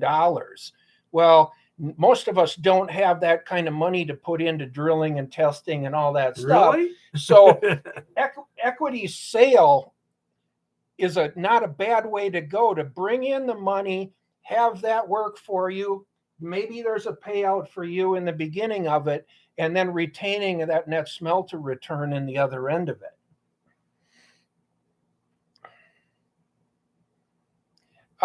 Yeah, Resort Dog. I mean, I've done it a couple different ways.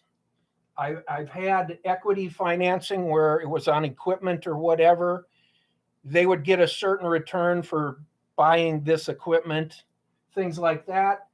You can also hedge recovery. If you really know you've got X amount of ounces that you can do per week, let's just say you can do 3 ounces or 5 ounces per week, you could hedge 1 ounce every week and basically pre-sell it.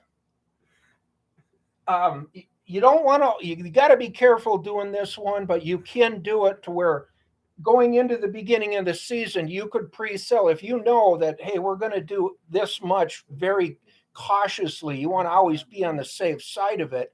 But if you can, you're going to pull 50 ounces out or something going forward, a way to do that is hedge 10 ounces maybe to raise the money going into the project in the beginning, pre-sell it. And maybe you're pre-selling it at a lower price than what spot even is. I mean, let's say like gold is $1,800 right now, give or take. You might be selling it to somebody for $1,650 an ounce, and you'll sell them 5 ounces, and they're not going to see that for 3 months. And then you'll give them their gold. And that can raise some funding on the front end of your operation. It is selling futures in a way, but you're also giving them a discount. And the fact is if the gold, like in this situation where the gold is constantly probably going to go up, they get that gain too. So they're actually coming out of the deal pretty well if everything goes the way you need to lay it out.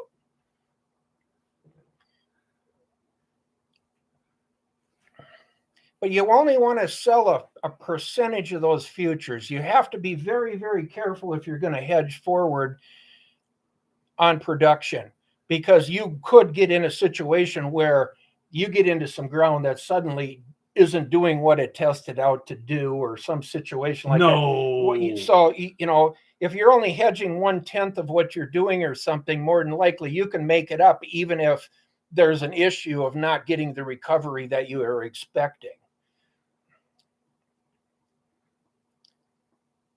I guess that's a Form 179. Please.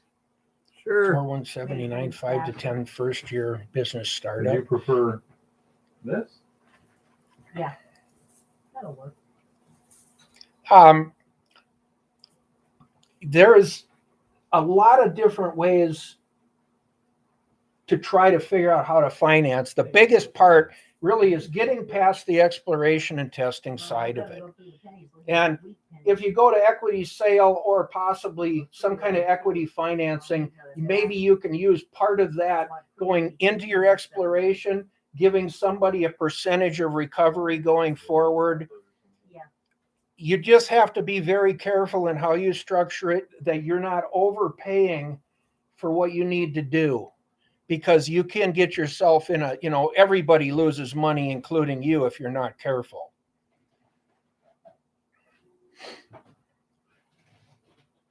Yeah, well, John, you guys were into evidently some pretty decent stuff there at that time. A co-op is great, but you need to, you kind of want to front run the whole thing based on not necessarily a contract, but you want to have it understood how everything is going to work out.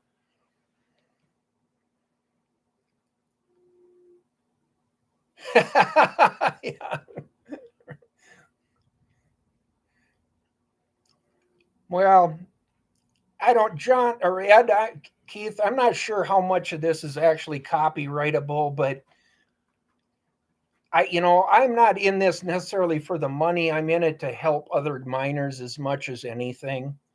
I want to see a guy be successful. I've gotten an opportunity to be somewhat successful. I've also lost a shitload of money, but that's the learning curve's part of what I thrive on. Good for you, Keith. That sounds like you're always looking for an angle. Well, it depends on the economics, John, because some of these placers, especially that I look at, if you can only run, 10 yards a day, you might be economical. You're not losing money, but it's still not even much of a hobby, because by the time you haul in gasoline and you fix a pump or buy another $250 pump or whatever, it's still not a hobby. Yes, you're profitable as far as, hey, I got a couple grams of gold and but if you scale that up to a slightly bigger scenario where, let's just say you're doing 25 yards or 20 yards an hour, suddenly you're making X amount of dollars per hour, and you can get into a position where it's economically, commercially viable, even on a small scale. It might be a 2-man operation. It might be a 1-man operation. But if you can scale it to the right size, yes, you have the input costs on the bigger equipment, whether that's a skid loader and a big enough wash plant or a small mini excavator or whatever. Yes, you have that original input in equipment, but there's always a salvage value in equipment. That's one thing about, don't be scared to buy equipment. Equipment can always be sold or taken to the auction and got rid of. Yes, you may lose money on it, but it still retains a value. So you put 150 or 200 hours on it. Though you might be at a point where you got to use it for 200 hours. It didn't cost you anything. You buy the backhoe, dig the basement or dig the hole, and turn around and sell the backhoe for the same money you bought it for. You didn't pay rent on it. You didn't pay anything for it, except the fact you had capital tied up in that transition.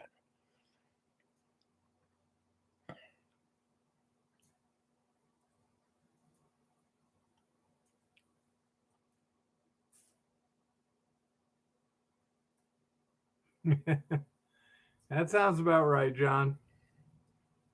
Yeah, that's about, unfortunately, John, that's how it's went, even with some of this, trying to get something permitted and into the works. A friend of mine and I were talking about this yesterday, as to, do we move ahead with the situation we're in for this coming spring, or do we just sit on the money, and wait to see if the opportunity isn't better toward fall or next spring, a year down the road, where we might be able to buy equipment around this area for half of what it is right now or less. There's probably guys that'll have to get out of some of their toys if this goes sideways like it looks like it's going to. No, it's not going to be all fine and dandy. I don't know. I think we're in trouble, honestly. I really do. And how this plays out in the next couple months, I'm not sure. But I don't know, but I did like somebody who was commenting earlier said, "Let's go, Trudeau." Let's go, Sox. Yeah. Yeah, it's quite interesting if you start digging into what's going on around the world at the moment and looking at the true financial picture. We're not in a good position. And as far as even permitting right now, I don't know if we file what we want to do this year, even in our exploration, we may not have those permits till August or September. Who knows? We may not get them this year. I don't know. Yeah, it's a very unusual situation to be so unpredictable. It's totally unpredictable. That's unfortunately where we're at. There's a lot of money. I don't know if any of you guys ever follow Newswire File. It basically every day gives you listings of where the money's moving in the mining stocks and companies and stuff. It's Newswire File. Not everyone, Chris. And hell no, Bryce. If I was going to dump my money, it would be like in you up there on something into, like you've got an operating project going. That's where I'd put my money. That's a better investment than that's a better investment than leaving it in the bank. Because at this point, we don't even know if the bank, what's going to happen with the banking industry. You're better off having it in equipment or having it invested in what you can continue to do. Or food. Well, food, or, fill all the fuel tanks, do whatever you can to hedge going forward. Yeah. Yeah, this is pretty weird out there. Because right now, I mean, we could literally see our fuel prices. If oil goes to $150 a barrel, we could see our fuel prices right now literally double. Well, that would put us at, I don't know, $7 off-road diesel fuel or something. Well, the gold price better be at $5,000 then, or you're not going to be able to continue to move forward. So hedging, taking any money or any value you've got and actually putting it into things is about the best picture I can look at. Oh, by the way, remember those numbers we were looking at earlier on the computer before we started? Yeah. Remember, Eva's son is in the military. Yeah. yeah. Unfortunately, there. Yeah, I mean, that's nothing to laugh there's about no, there it isn't. It's scary. That wasn't a laugh.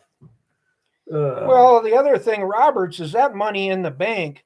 If they do decide to do a bail-in or something as this goes sideways, that money's gone. Maybe you get 10% of your money back that you had in those accounts or whatever, but there's a good chance you're kissing it goodbye because you're a stockholder of a bank. Well, you know what happens to most stockholders when everything goes south? Not only that, but if you read the terms on your bank account, the bank can do whatever they want with your money. Well, it isn't your money. Once you've deposited it, you're done. I mean, just because they say on a piece of paper you have X amount that day, credit, basically, good luck.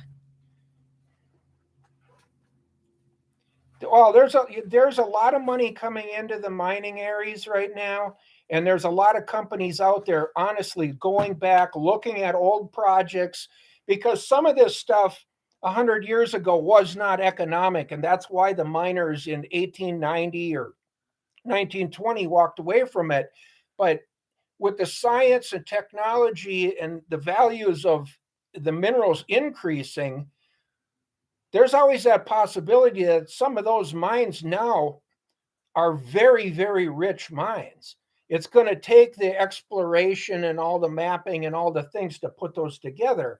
But like in this area where we're at, a lot of these mines, if they could not prove out 1 ounce of gold per ton, those guys walked away from them. Well, nowadays, like what Keith's doing or something, if you could find a mine that was consistent 1 ounce per ton, you can mine that pretty effectively and probably make a damn fair living at it because of how we can take that gold and get it out now. I mean, that's one of the things Keith has been proving out. How do you get the gold out of that rock? How do you get, 90% of the gold out of that rock? And 100 years ago, they couldn't do that, or 120 years ago. If they couldn't see the gold in most cases or prove it with their assays that it was rich enough to haul it all the way to wherever they had to haul it to smelt it, they walked away from it and went and looked for another mine. So some of these mines closed because of economics. It wasn't that there wasn't gold there, or there wasn't even some cases decent gold there. It economically was not feasible to mine it at that time. And it always plays into the program. You have to have the economic. You got to be able to prove you can make some money. Then you can go raise a lot of money, or you can sell the whole thing in an equity sale for a lot of money. And sometimes that's kind of the way I've led, is more to the go out and find the properties, put a package together, and then try to find an equity sale buyer that'll come in and bring in the exploration money, and slowly I'm out percentage. As they put in X amount of money, they're basically buying the rights to the whole thing, and I'm out at the other end.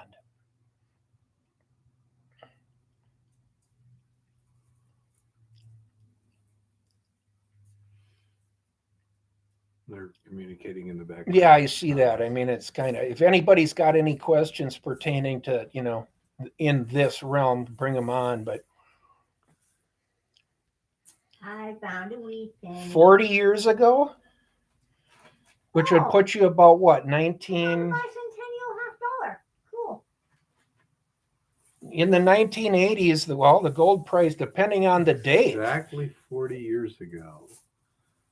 So that would be 81? 80, so you 81. 81, you're probably about $280 an ounce, Tricky. I don't know, you tell us. Yeah, you already know the answer to this. It 350, yeah. I would say 280, somewhere in that neighborhood, but I could be wrong. It went up at one point fairly strong, then it came back down, then it went up to that $800 or $850 in the mid to late 80s, and then it puked. Went back to 200. Yeah. I don't think it ever got below about 280.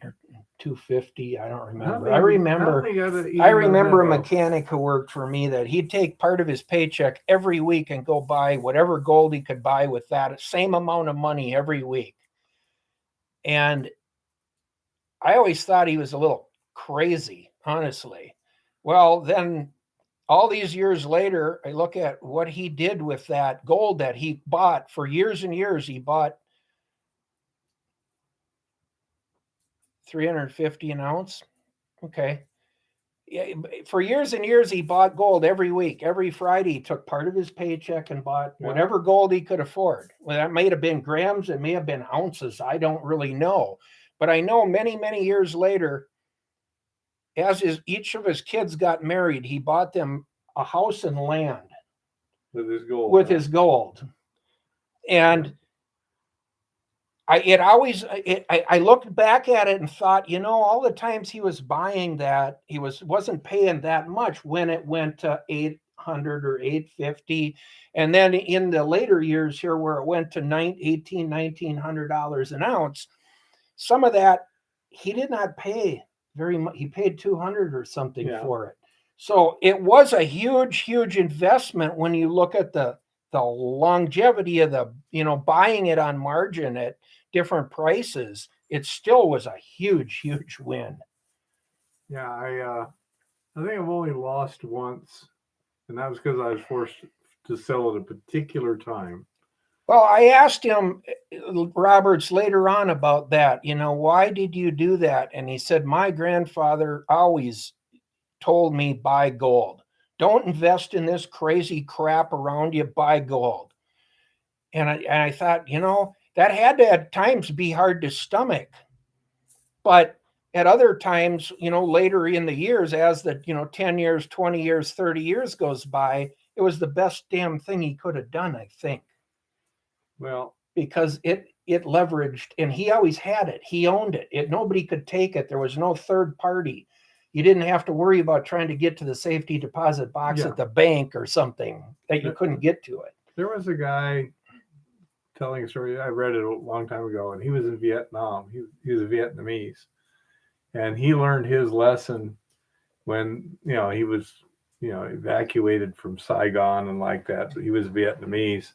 He gets to the United States with suitcases full of cash, and they're like, "So, what's the suitcase worth?" Yeah, right. So on the other hand, he saw this other guy who had brought gold with him. Brought a couple bars in his pockets or something. And that guy could do all right. He could get restarted.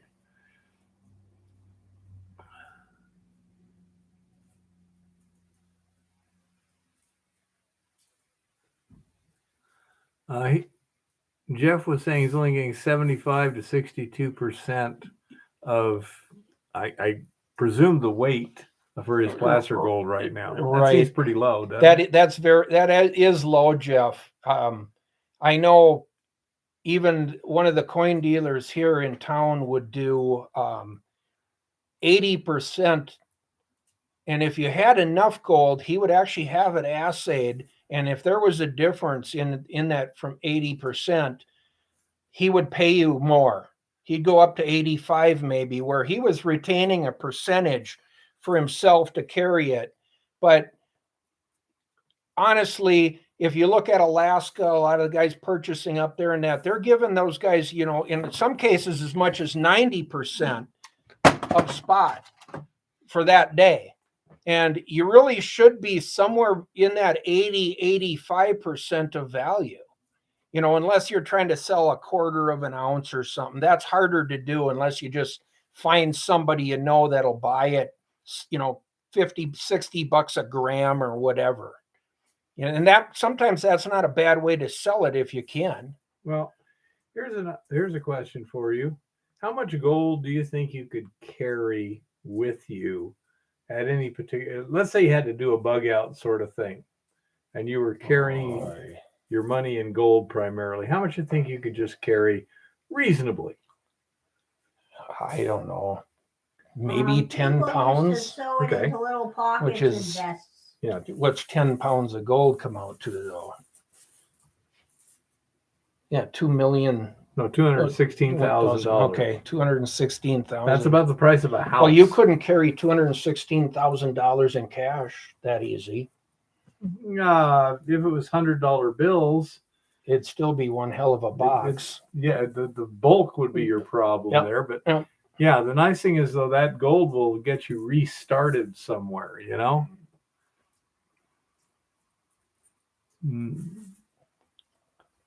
I mean, that'd be, realistic. The Army said 80 pounds, John. Yeah, I believe that. I mean, you're not going to, that'd be a short-term trip, but I mean, basically in a suitcase or your backpack or something, I would say that, 10 pounds is going to be a lot of weight considering you probably got other things too. Yeah, I think that Resort Dog, you're right. 80 pounds is about your maximum load. Right. But if you're carrying a gun, there's 10. Yep. Well, ammunition, another 5 some or clothes 10. or whatever, some food. Designated a talent as 22 pounds because they said that was what a man could carry for a day. Yeah. Walking that's for probably 8 hours. true. Yeah, and that's right, Jeff. There's 12 troy ounces per pound. Correct. How much gold can you eat? I don't know. I don't know, but it can be kind of hard to recover it.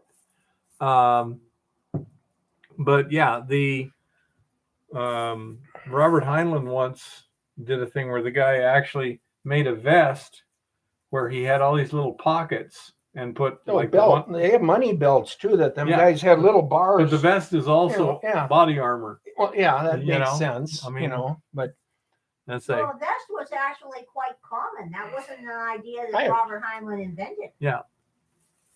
That was something people actually did. No, I mean, I'm sure when they were smuggling stuff out of Germany and Poland and stuff, I can imagine how many ways they tried to figure that one out. Oh, yeah. You tried to get out with some wealth if you were trying to leave. Yeah. Well, for time out of mind, people sewed money into their clothes.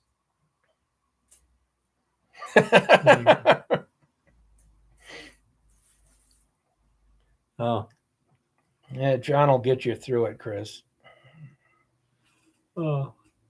But anyhow, the things that you need are food, water, shelter. Right. And in a situation like that, security. Yep. But then it's very useful to have some movable wealth. Something you can carry with you. Portable, at least to a certain extent. I sure ain't going to carry much of that food with me. No, that's the problem is, you can pile all the food up. If you have to leave or move, that doesn't mean much. You never want to have to bug out. You want to be able to bug in. Well, exactly. But that's why we're here in Helena instead of Tucson. But because Arizona sucks rocks. It's a And, you know, reflex. as far as, opportunity, guys, I mean, if you can go out and start to prove out a placer operation, though, there is ways that you can raise some funding to get the right equipment, or, find ways. Some of these equipment dealers will even take a certain amount of gold in financing equipment. It's just, you need to go find something first that's worth even trying to move forward on. Yeah. Robert's happenings, you're correct. Water at 8 pounds per gallon. But some places, like when I did my hike in the Sierras, I'm from the desert. One of the weirdest things was there's water running around all over the place there. Because I was actually hiking up a valley and there was a creek in the valley. Yeah. And it's like, I don't know why I'm carrying so much water. If you can get it. I just boiled it. Straw. Carry Yeah. a life straw or a Berkey. Yeah. But depending on your situation, in the desert, that's the thing that if in Arizona, if things go all to hell, the water is going to be the thing that kills the most people the quickest. Yeah. Dang. Yeah. A 66. Bummer. Yeah. Whereas here, water isn't that plentiful, but it's not that bad. We can easily walk You to can water walk here. to, yeah, pretty much anywhere here in these mountains, you can walk to water. Yeah. To a spring or a creek or Not a Montana something. bee. Well, you might be surprised if you went back up in them hills somewhere, though. There's probably a spring somewhere if you can find it, Well, there's probably some watering holes for cattle and stuff that have been built and stuff too. I just don't know where they are. No. You follow the cow paths, though, and usually you'll find them, because the cattle will never graze more than about 6 hours from water. Mm-hmm. So, and how fast do they walk?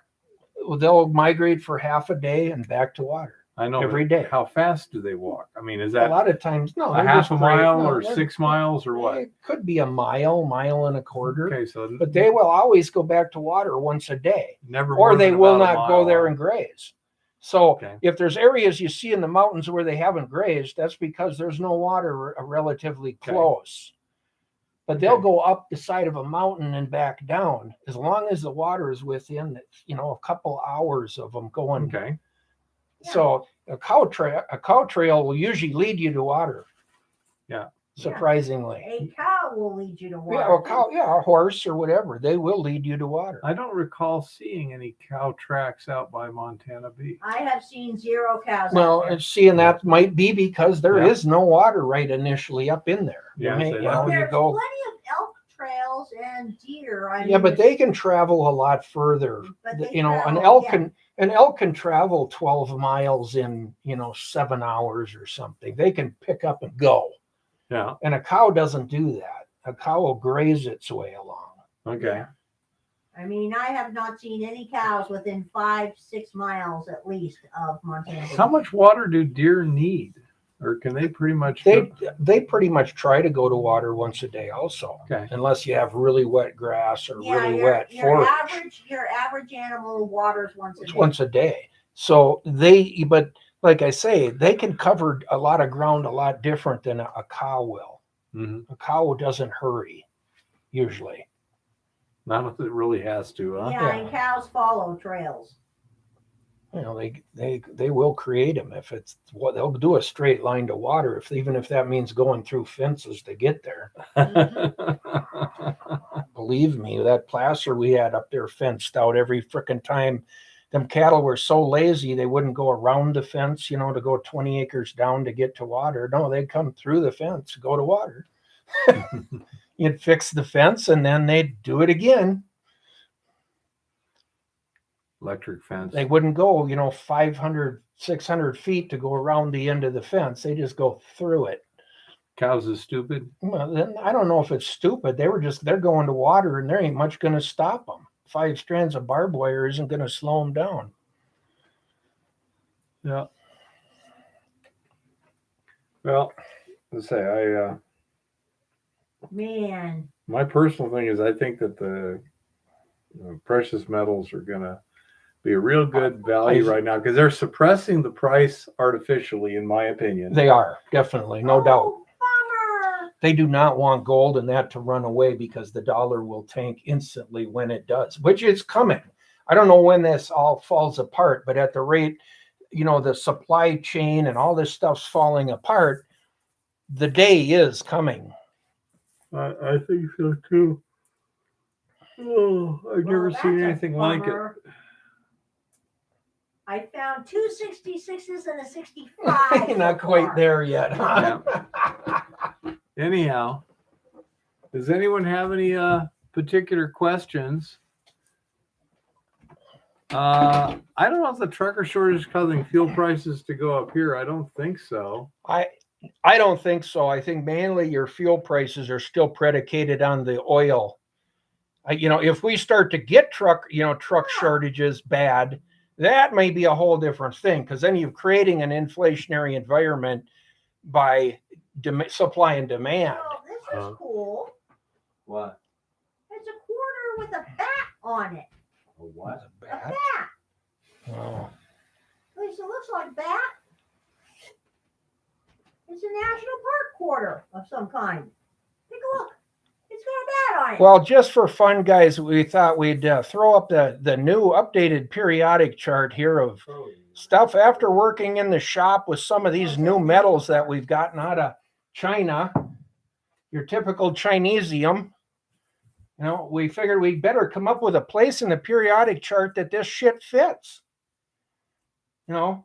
It's the Chinesium. It tends to be a little more flexible than the old American iron. Keep that And, quarter. I want that quarter. I guess the guys that I've been working with are kind of starting to call it monkey metal, because it's like, this is some cheap shit. I was talking with my son. He manufactures airplane parts, and he says half of the product that they're getting for manufacturing, he said, can't meet the specs. They don't know where it's exactly coming out of Korea or China or whatever, but the titanium, he said, is just, it's crazy. It's off-colored, doesn't really meet any of our original European product type things. And he said a lot of it, they literally are just scrapping it. Keith, you said trying to sell silver. Was that like pre-64 silver coins or something else? Bars or rounds or... Yeah. A lot of people don't know what silver is. Yeah, I'd say a lot of people wouldn't. Who did that one deal that one time here a couple of years ago on walking down the street trying to trade a 10-ounce silver bar or a candy bar to people. And like 80% of the people would take the candy bar, not knowing that the 10-ounce silver bar had a value of, I don't know, at the time, couple thousand like, candy well, like, bars. yeah, like $1,300 value or something, that 10-ounce bar at the time or something. It was crazy. But people look at the bar and they look at the candy. They'd rather have the candy bar. Yep. That is weird. Yeah, people are pretty stupid in general, but they can vote. That's the problem. Yeah, John, that's exactly it. After being in the shop, looking at this, the alumachesium, that's the one I really liked. The ALCH. Which is, it kind of stands for the alchemy that nobody understands what the hell is in it, because you can't weld it. It's brittle, it fractures. We had some aluminum one night we were trying to weld, and we couldn't weld this crap. We welded and tried preheating it and doing all this stuff. Oh, And we finally took it back to the supplier, and there's like, well, there ain't nothing wrong with that aluminum. I said, fine, let's go out in the shop and you can weld some and show me. They couldn't weld it either, and they ended up taking all that aluminum back from us and getting us another load. It was that bad. It was that dirty. Whatever was in it, whatever impurity was in it, you couldn't weld horrible, it. Yeah. And wow. it was absolutely funny. So it's like, well, we got to find some places in a periodic chart that some of this crap fits, because it isn't what it's supposed to be. Yeah, pot metal, exactly. Heavy zinc, copper alloy, and they call it steel and make a crescent wrench out of it. Chinesium. Yeah. Oh. Well, for those who were late, I suppose I could recoup what I did this week. I think you should kind of go back over what you did this week and what we're planning on doing. This week I was out at Lauren's shop. What? Save pre-82 pennies too. Okay, it's just Little 382 copper? pennies. I think they're solid copper. 95% copper. Yeah. And has somebody sent me any emails? Okay, let me close that a minute. What did I do there? It bends sometimes if you're not careful. I guess I shifted and it just went. Let's see, Rafael and ES. Okay, yeah, if you want to send me something, one of you, and I can send it to the other, that'll be fine. Just let me know when one of you has sent something, and Keith, send me what you have for Chris. What's the excuse me. What is the thing that you have, John? What's your handle here? That's funny. See this guy, John Church here? Mm-hmm. I used to work with a guy named John Church. It's not the same guy. That was kind of funny. Yeah, let me know what your handle is over here, John. I don't see a John anywhere. Let me see.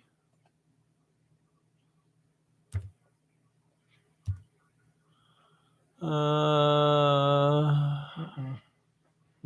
I don't see it in my search either. So you'll have to tell me what your handle is on that, and then I can do it. I'm reasonably intelligent, Jeff, but Philippinium. And so Thanks, Tricky. Add to it.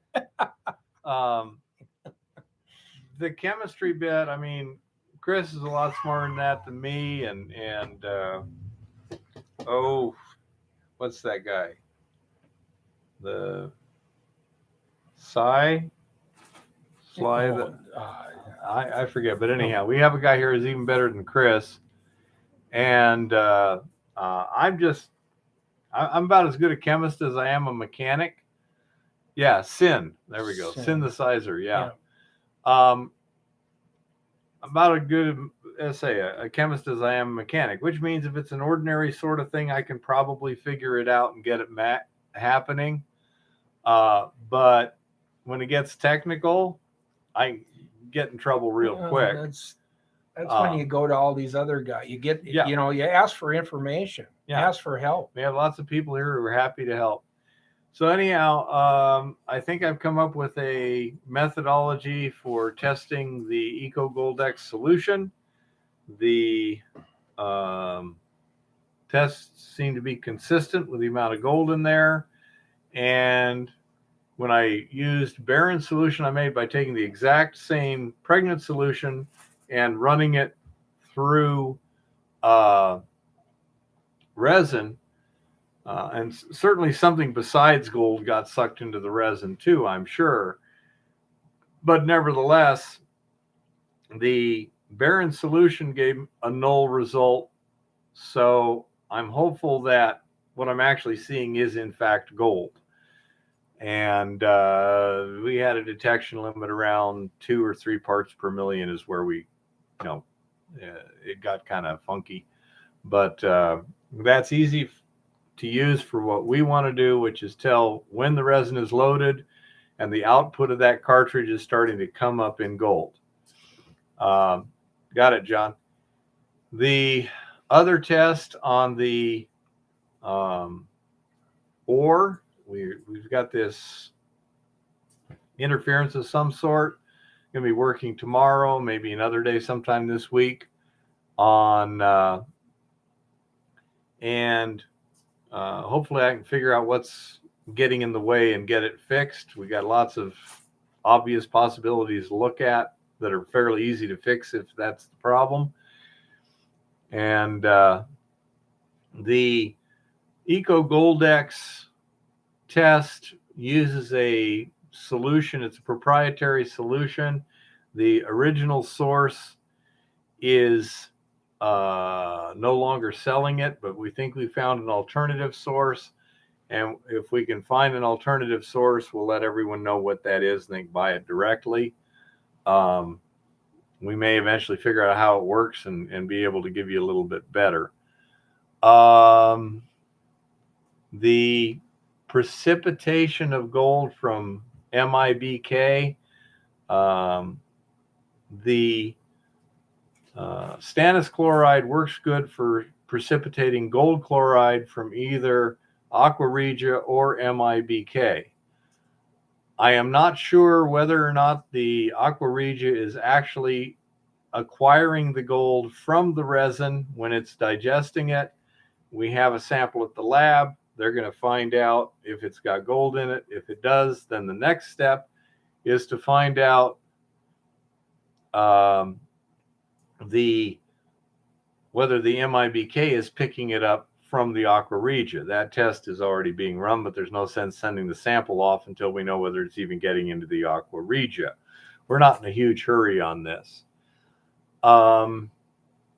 The resin, a sample has been sent off to the assay lab to get a fire assay on it, and hopefully we'll be able to have a fairly precise number that we can then see what my recoveries are. It looks like at least a significant amount of my losses are in the flux, the slag. I've resmelted some of the slag and gotten significant amounts of gold out of it.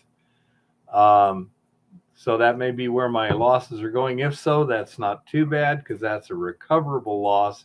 If it's going out the vent, that's not recoverable. That would be a very bad thing. Let's see. For those of you who are refining gold by dissolving it in Aqua Regia, it goes into MIBK just fine, and it will precipitate out of MIBK when the MIBK is floated over a solution of stannous chloride. That's what those little gold balls were. It was about 1/2 the concentration of saturated stannous chloride solution will provide that gold film. If you had full strength stannous chloride solution, it'll precipitate as a black powder, which should be easy to filter out. And that way you don't have to neutralize your Aqua Regia in order to precipitate it with, say, sodium metabisulfate. And the Aqua Regia can be pretty much reused, and the MIBK can be pretty much reused. The other possibility would be if you're digesting it out of the resin, you could just electroplate it right out of that Aqua Regia solution, assuming it's actually stannous chloride, not fluoride. I'm not sure exactly whether or not that would work. Chemically, they should be fairly similar, but I don't know how you get it out of fluoridated toothpaste.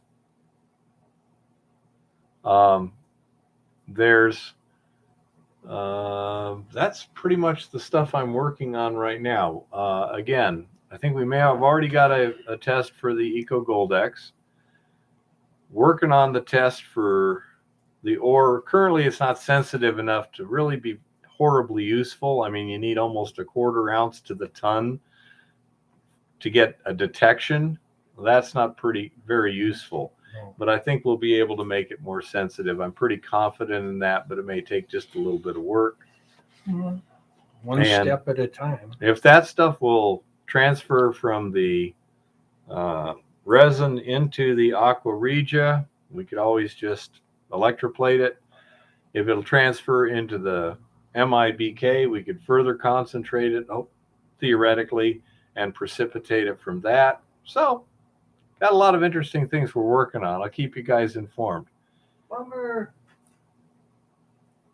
I'm getting so close. Yeah. And I think Tricky is correct there. The hydrochloric and nitric is required, but the nitric tends to get consumed. So if you put a lot of nitric in there, first of all, it'll tend to outgas a lot too, which is no good. And if you got to neutralize that nitric to make the sodium metabisulfite work, well, you're just buying stuff that you're then destroying. So the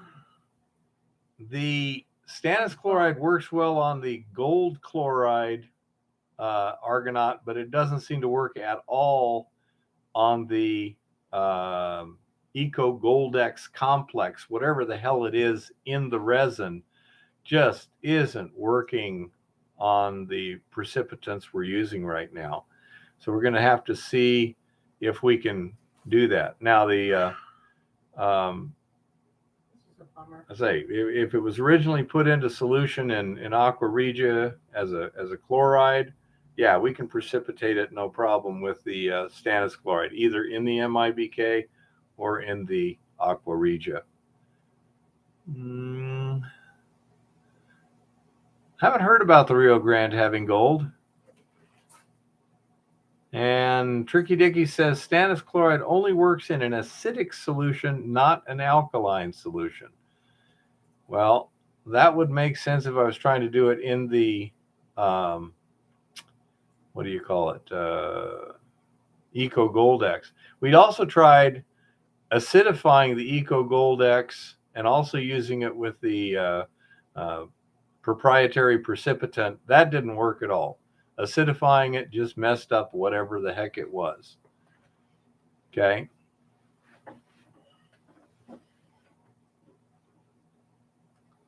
Yeah, these chemicals tend to leave large quantities of nasty gases too. Hello, Applied Knowledge. Howdy, how's it going, Applied? So it's best to work under a fume hood with all these things, and of course your safety glasses, etc., etc. I've got a respirator for out there at the ranch when I'm working with the smelting that's supposed to be for organic vapors and lead and asbestos. So that should be good. It'll help out some. Definitely. Can't hurt. Yeah, it can't hurt. Exactly. Can't hurt. Just Still got safety. a fume hood, but Yeah, know, safety is a good idea. I'd like to have a higher volume fan in that fume hood there. That would be nice.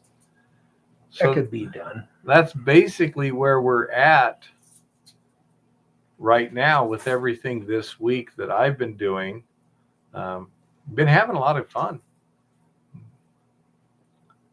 You've been chasing quartz veins all day. That sounds fun. Well, in the Black Hills, that can work out pretty good at times. I would think you'd have snow down there, don't you, Applied, or are you down south right now? Well, he didn't say whether he's chasing it on dry ground or through the snow. Yeah, I don't know. Boy. Yep. And yes, as John says, always pour acid into the water, not water into acid. The thing is AAA. Always add acid.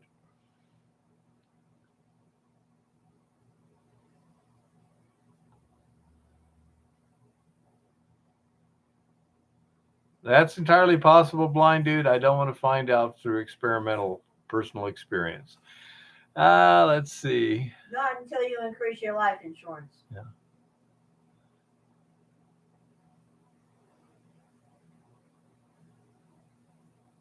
Huh.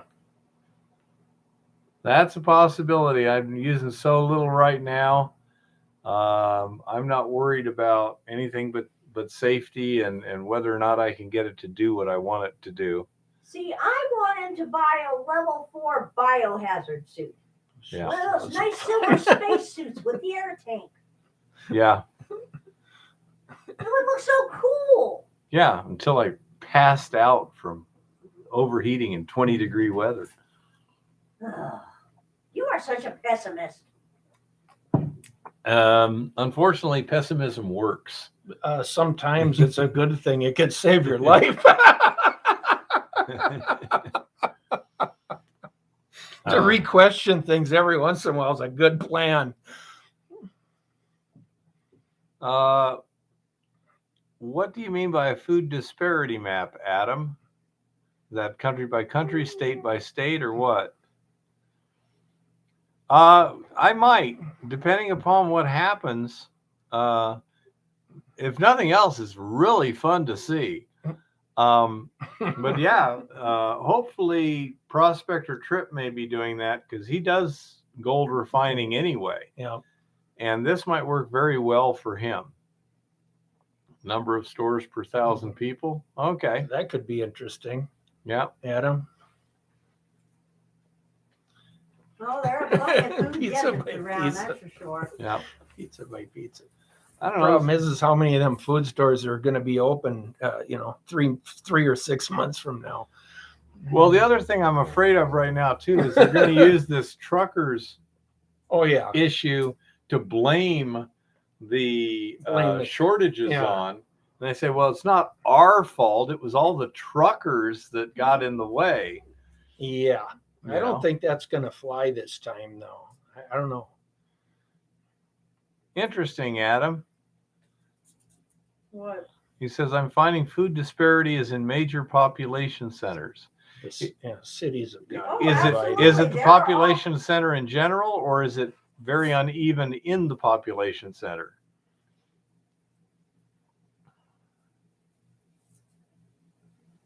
That's my department, actually.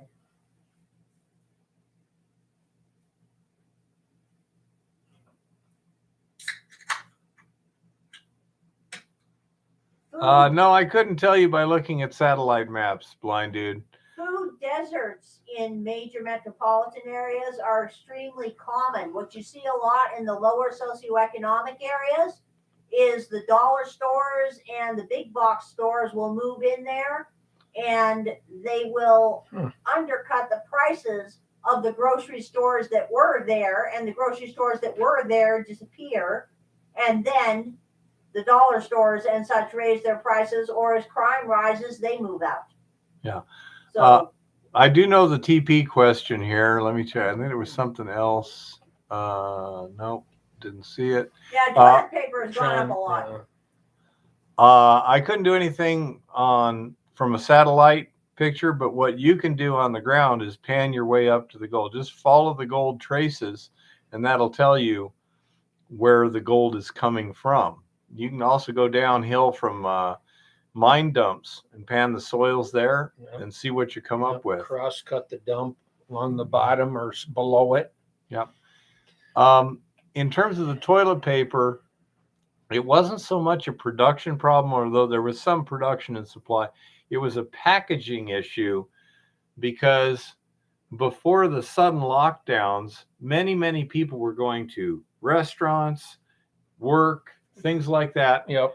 And these people buy their toilet paper in gigantic boxes. And it's made on a different supply chain. And it's Right. Commercial Spindles, versus different weights, different paper. And so there's a difference between commercial TP and residential TP. And all of a sudden, a whole bunch of people switched from the commercial to the residential. And it took a while for the supply chains to catch up. And the other issue behind that's going to affect Canada in the future if Trudeau doesn't get off his butt is the sourcing for the pulp that they use to make TP in a lot of areas comes from de-stumping programs, and it comes from pulp mills. It's byproduct from making other papers. Very little TP is made from anything high quality. So when all the lumber mills were shut down because COVID, there was no byproduct being made. And when the de-stumping programs and pulp mills stopped because COVID, there was no pulp coming out. So for a while, there was nothing to make TP from. It all shows you if you change things randomly, you get random problems. Jeff, watching your vids early on, you seem to pick up the crucible with a plier. to grab one side. It's not actually called a plier. I forget what those things are called, but anyhow. And salad forceps later. What I found was that the particular, I don't know, crucible tongs, whatever the hell those things were, it was very difficult to pick up a cupel because the sides come together like this. And so I also, when you're grabbing those things on the inside, you can get flux on there, and that slag makes the ends sticky.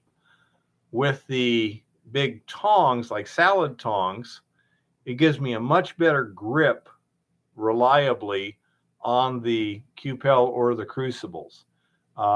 Just make sure that they're made out of steel and not aluminum. But yes, I find the salad tong things to give me a much better grip than the other things. Yep.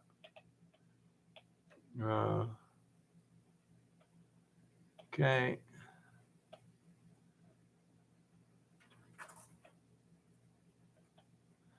Well, did you see him catch the furnace switch on fire? Yeah, he did. I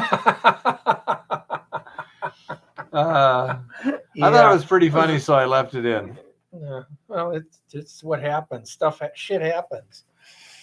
They may be crucible tongs, Chris. I think you're correct on that. Scat happens. But anyhow. Yeah, that's what they're called. Metadiorite. Well, that would typically be a diorite intrusive that's then been metamorphosed after it was intruded as a diorite.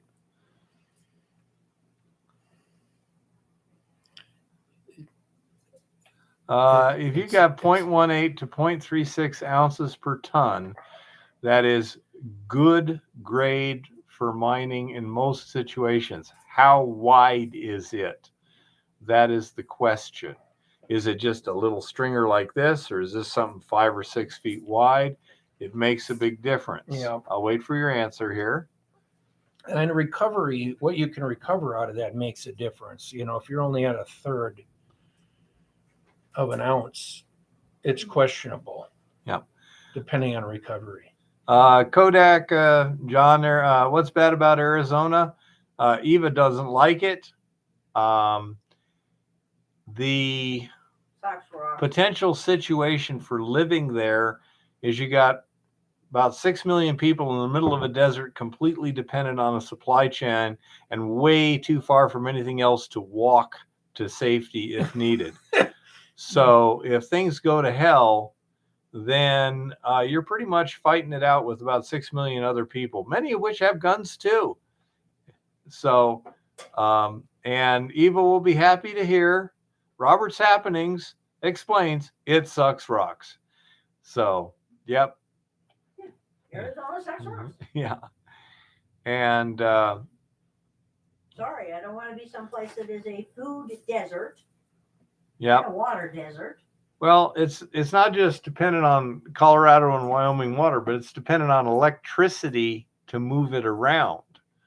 That Colorado River water is pumped from the Colorado River. And it's a food desert. Yeah, Applied. Let us know. Chris is asking the right questions there to determine things. Oh, yeah, they do, Roberts. They got a great Second Amendment. And a lot of people practice it, which is what I'm saying is just because you got a gun doesn't mean you're going to win the fight. You're heavily outnumbered. So you can't count on facing down a crowd or anything like that. Oh, wow. I found a 1964 nickel. Okay. Yeah, I'm looking for war nickels too, but I've never found. Yeah, I agree with Chris there. You'd really want to do your homework, start to figure it out, spend the effort on dialing into what kind of widths you've got, start to figure out the values of what that could create. And then it starts to tell you how much more time and effort you can put into that project. Well, Applied. Miner Jim, I think, only carries a 9mm. What do you got A on? 45. That's a 45. Yeah, I I carry both sometimes, and then I also carry a 30-30 rifle a lot of times Yeah. too. Besides, so Yeah, I'm the I guy. usually have 2 guns normally. I'm the guy with the 44. Yep. And it's for bears up here. Yeah, Down in southern Arizona, it was for smugglers. Never had to use it, but they're pretty good. They've got great eyes. And if they see you and see that you're armed, you will rarely see them. They're pretty sharp. They're keeping a sharp eye out. And So do the drug mules. okay, Applied. You need to get knowledge first. Then you can get the experience, and you can start it with relatively modest equipment. right. So that's, not a bad place to start. A lot of people go a long time before they ever see ore that grade. Yeah, I don't think you guys got big critters in the Philippines, Tricky. And 2-legged ones, a 9mm is good enough. 308, that's pretty good for busting through brush.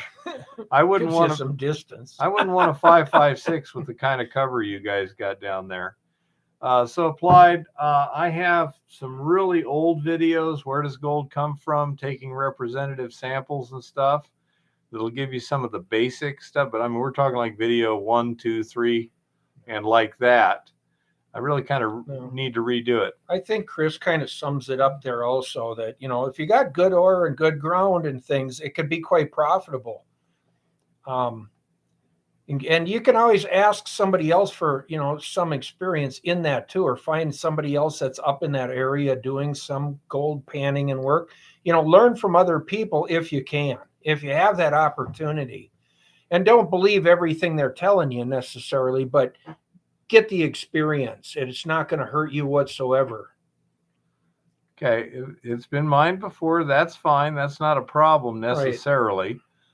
Right. But you need to learn how to take samples, and then you have to analyze the samples, and assaying generally going to run you about $50 a sample.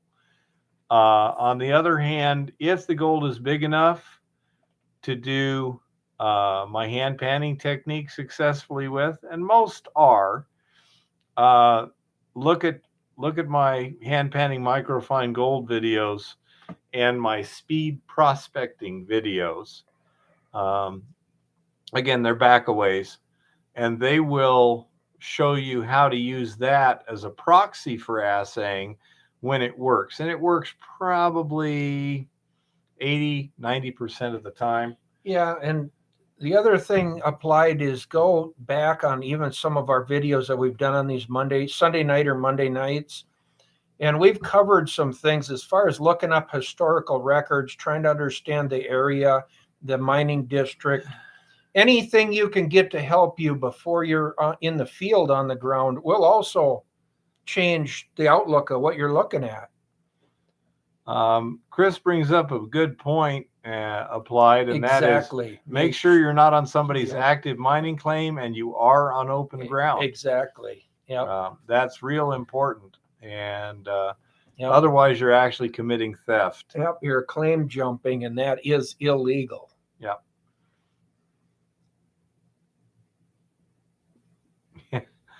I wouldn't doubt it. There's people like that all over the place. We're not. But yeah, but you do need to make sure there's no active claims where you're at, but it is open for claiming. Yep. Yep. That's correct, Jeff. Although your spelling is a little unusual for legal there. Oh.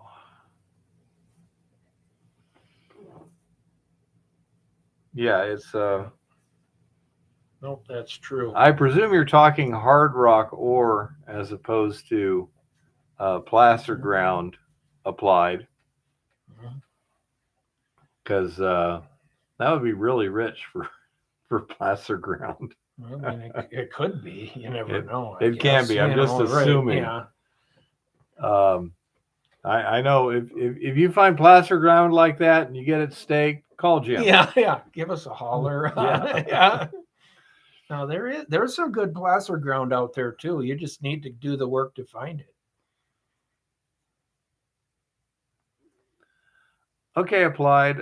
If you need an assayer, I use this guy here. Where is it? There we go. Yeah, he's in Colorado down there. Okay. Lawrence Hittel. He's called Fast Fire Assay for a reason. You take care, Tricky.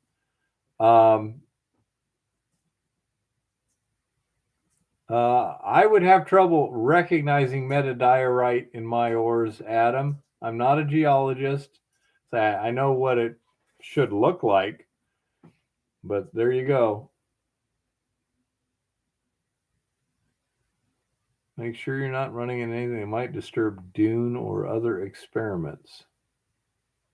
Not sure what that means. But anyhow, it's $45 an assay, and that includes the sample prep. And he gets your numbers back within a week usually. So that's very helpful. Don't forget to give everybody your email address too. Oh, I'm starting to fade out. Fade, man. are you? Yeah. I'm such a wussy, 9. man. It's only 9 o'clock. Yeah. Man. You are being lazy. Yeah. Lazy bears. In North Dakota, Chris, are you talking about the homestake stuff? That's like 7,000 feet underground. Homestake, South Dakota, Black Hills. Yeah, they got a neutrino detector out there, I believe.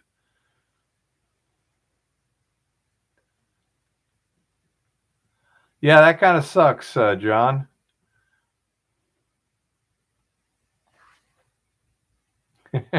Oh man. Again. Well, drink some orange juice, blind dude. That so sucks. Okay, John. Got another John now. Just got my 4th 1965 done. Oh, well. Deep underground neutrino experiment. Told you. See, I knew the homestake mine had a neutrino detector in it. It's kind of hard to disturb something 7,000 feet underground. They're neutrinos. That's right. Although, if you can figure out how to disturb neutrinos, because they haven't figured I mean, it out. I think they figured out that, like, in order to stop half the neutrinos, you need about 3 light years of lead. Wow. They're that hard to stop. Yeah. So they're just radiating neutrinos all over. Oh, yeah, you got trillions going through your body every minute from the is that sun. what makes the little sparklies inside your eyes? No, those would be cosmic rays. Okay. Those are a lot easier to stop. No, I just wondered. That's why they put these experiments way down deep, because nothing else gets there except neutrinos. Oh, I thought they put them there so people wouldn't go blind. Yeah. I mean, just saying. Yes, I still find it hard to believe anyone could do hardly anything on the surface that would disturb those detectors, short of like cast blasting for a strip mine. Oh. Hey, Adam, that has to do with electrons. Me and electrons don't get along. Damn it. Chris knows these guys. Scale. He sometimes herds them pretty effectively. I don't. Dang it. Well, Wolfman, I say if you can stop neutrinos, you can make some money. Trust me. How annoying.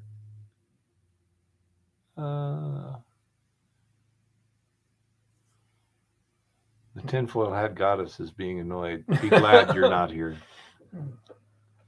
This could get ugly later. Yeah. Gonna be digging through change in her sleep. Oh, It ridiculous that I have found 4 1965 dimes. I found 66s. I found 67s. I found 70s. Well, there's probably a reason why they cut off at 65. Perhaps if we think carefully, we can come up with it. Yeah, John, I burn up switches and all kinds of stuff. Yes. Sign language for the word annoyed. The girl that named your blood, took your blood, was named Isis. Okay. Might make you a little uncomfortable.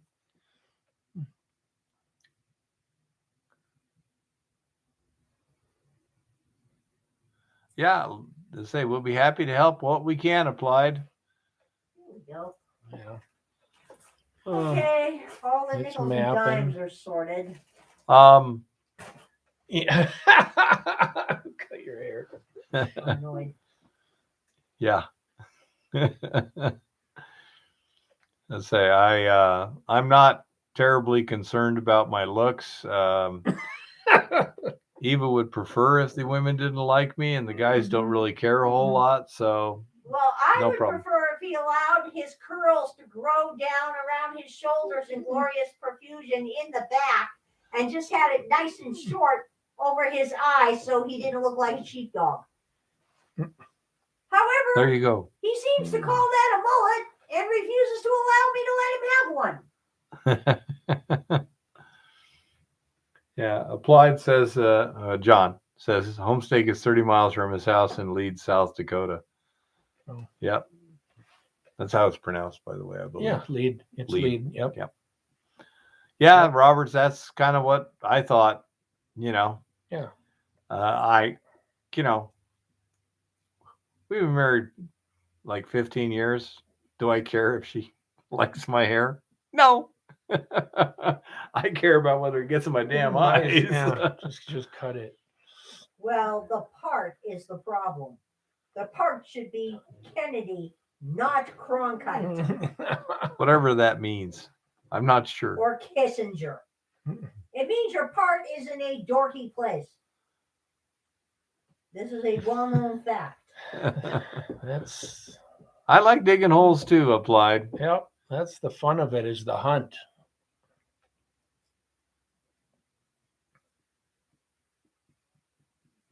Blonde-haired guy in Arizona, long hair, gold fever, Adventures Channel. I don't think Eva wants anyone but me. I think she's got kind of, I don't know, attached or something like that. Yep.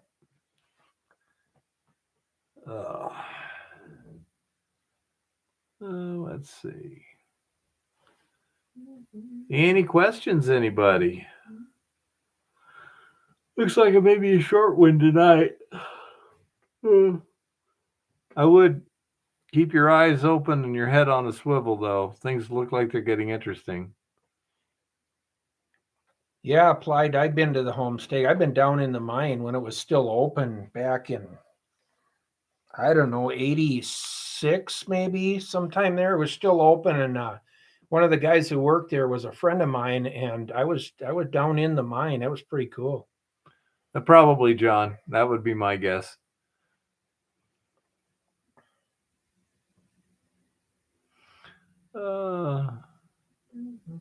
He and his wife do a weekly stream as well, huh? I just don't like long hair. It gets in the way. It tickles my ears. It gets in my eyes. I got to keep mine short. I can't do the long thing. Once it starts curling around my hat, it's got to go. Yeah. Can't do it. I don't like it at all.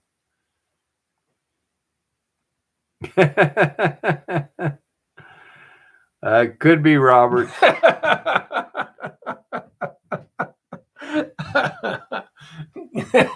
I just as soon avoid that. Yeah, just detour around that one. I don't know what it was about me as a youngster, but guys kept hitting on me, you know. And one time I was at this, it was a rock bar, and just kind of hanging out a little bit or whatever. And some guy started hitting on me. Now, mind you, ordinarily that's not a big problem, but he was about 5'10", 250 pounds, solid muscles, you know? Get away. And I'm like, I waited till he got distracted and then just moved off. Although I almost got killed by a gay guy once indirectly. Okay. I was a security guard. Story time, folks. I was a security guard.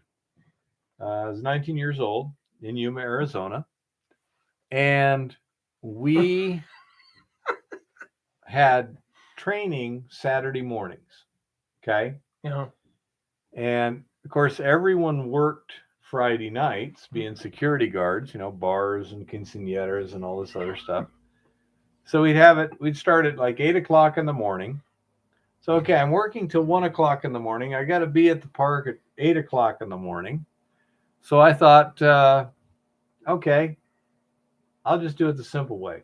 I was driving my family's Suburban at the time. That was my car. Mm-hmm. So I'll just go park at the park after work, sleep in the back, and they can wake me up. Because what would really annoy you is when you get up, it's 7 o'clock in the morning, get your breakfast, get to the park, and the boss doesn't get there till 8:30 or 8:45 or something. I was like, oh my God. So I'll sleep there, and that way they can just wake me up when it's ready to rumble, right? Well, I'm sitting there sleeping peacefully, and all of a sudden on the window, and I look up, it's some strange dude, and I roll down the window. Yeah, what do you want? And he goes, would you like a blowjob? No. No, you woke me up to ask me if I wanted a blowjob. Now, see, what I was unaware of was this was apparently a gay meeting place. Oh, fuck. But anyhow, so I rolled up the window. Gotta go. And tried to get back to sleep. It took me a little while, because I was just annoyed. It's like, damn it, you woke me up for that. So I'm sitting there next week. I look, same dude. No, I don't want a blowjob. Leave me alone. So I was really annoyed. I was like, how do I keep this guy from waking me up? Right? So I had a little carbine rifle at the time. It was a 9mm carbine. It looked a whole lot like an Uzi submachine gun. Yeah, they're a cute little gun. It's called an M68. So I propped it up against the spare tire and went to sleep, figuring perhaps he will get the idea that I really don't want to be woken up. So I'm sitting there sleeping peacefully. It's like, so I get my glasses, put them on, look up, and it's two cops, and their pistols are about like here on the other side of the back window of the truck. Yes, officer. Get out of the truck slowly. Keep your hands in sight at all times. Don't make any sudden moves. Yes, officer. So I get out of the car, put the feet up, feet back, hands on the roof. They pat me down and everything. What are you doing with a machine gun? I'm like, it's not a machine gun. It's a semi-automatic rifle. Well, it looks like a machine gun to me. It's not, Why don't you grab that and you can take the magazine out and I'll show you, And so they made sure the gun was empty, and I showed them, okay, watch, pull the trigger, click. Now I'm holding the trigger down, cycle the action, back up, click. Okay. It didn't fire when the action moved. It's a semi-automatic. Okay, fine. Well, why you got it? I said, well, this gay guy's been waking me up.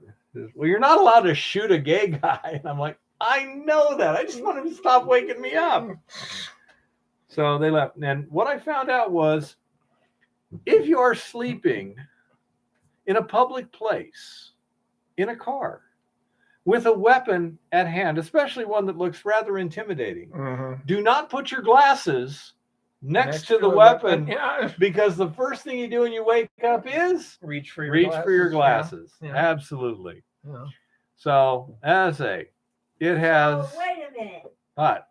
The gay guy did not almost get you killed. Your reaction to being disturbed by a predatory homosexual almost got you killed. Yeah, I would say that's an accurate description. Okay? It was your stupidity at 19 that almost got you killed. Yeah. As opposed to taking the usual course of action, which would be to beat the ever-living snot out of somebody that sexually assaulted you. I think John had a pretty good deal there, if I'm not mistaken. Read that. If I understand the interpretation of the word punching, wow, that seems reasonable. I wouldn't be upset.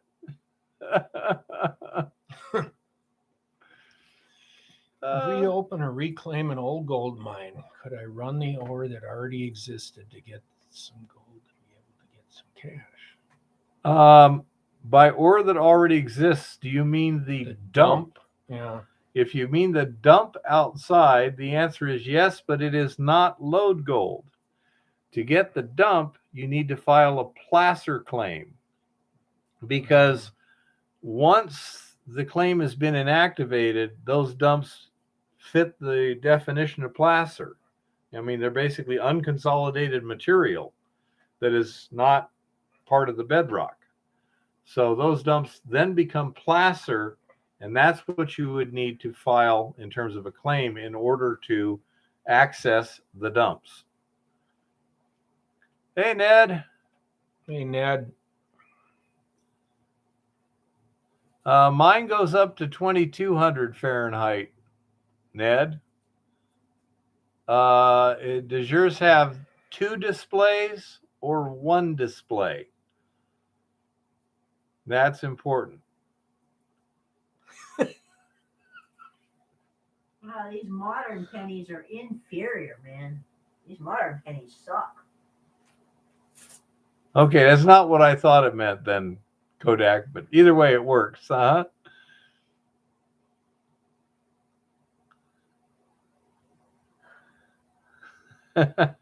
No, blind dude, he never bothered me after that. 1 display? Okay. That is not the model I have. A tabletop furnace. Chris Gruber, Ned has got a tabletop with a single display, and I think that one should also go up over 2,000 degrees, but he says it's 1,700. Now, is it stabilized at that, Ned? Is that what the display goes to, and it stops advancing when you're pushing the up arrow or something? What leads you to believe it only goes up to 1,700? Yeah, mining. That stuff in Tucson that I use to perfect my trip concentrator, that was from a dump. It was running 1/3 of an ounce to the ton. Montana B runs 1/2 an ounce or better. And so I consider that to be good grade, especially as just laying there. We're doing great with pennies.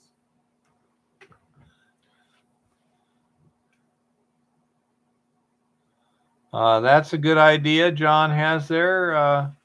If the dumps have gold, use a metal detector to check the rocks. See if you can find some little nuggets and stuff in there. It can happen. Definitely assay it. I mean, you know, in the old days, mainly what they used to judge ore was their eyes. So if there was fine gold in there, or, you know, if they didn't assay it, it went on the dump. Yeah. Yeah. Coulter. Yeah. Dumps can be really good. Yeah. Ned.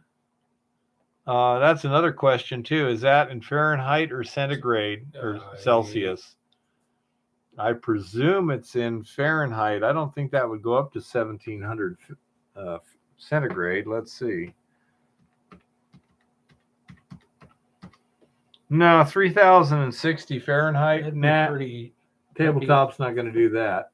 So it must be that'd set to pushing it. Fahrenheit. Hmm. Paperwork with it says 1,700. Is that from the manufacturer, Ned? Because they have different models designed to do different things. Let's see. I believe that's tabletop. Tabletop furnace. Okay, I've decided these new modern pennies really suck rocks. Just saying. We'll send them to Arizona. Let's see. We have the Rapid Fire Programmable Pro LP, which is the one I have. The Rapid Fire Standard Pro L. 1,500 watts of power. Yeah, I don't. This one says 2,200 degrees. Yeah, the here. Quick Melt Pro. 2,200. 2,200. That one's 2,200. 1,500 watts of power. What's this one? That's the. Is that what you've got? Yeah, that's the one I got. It goes to 2,200. Rapid fire. Wow, that's interesting. Is this the? It depends on what, maybe where he got his. Yeah, is from. it the Rapid Fire or the tabletop or what?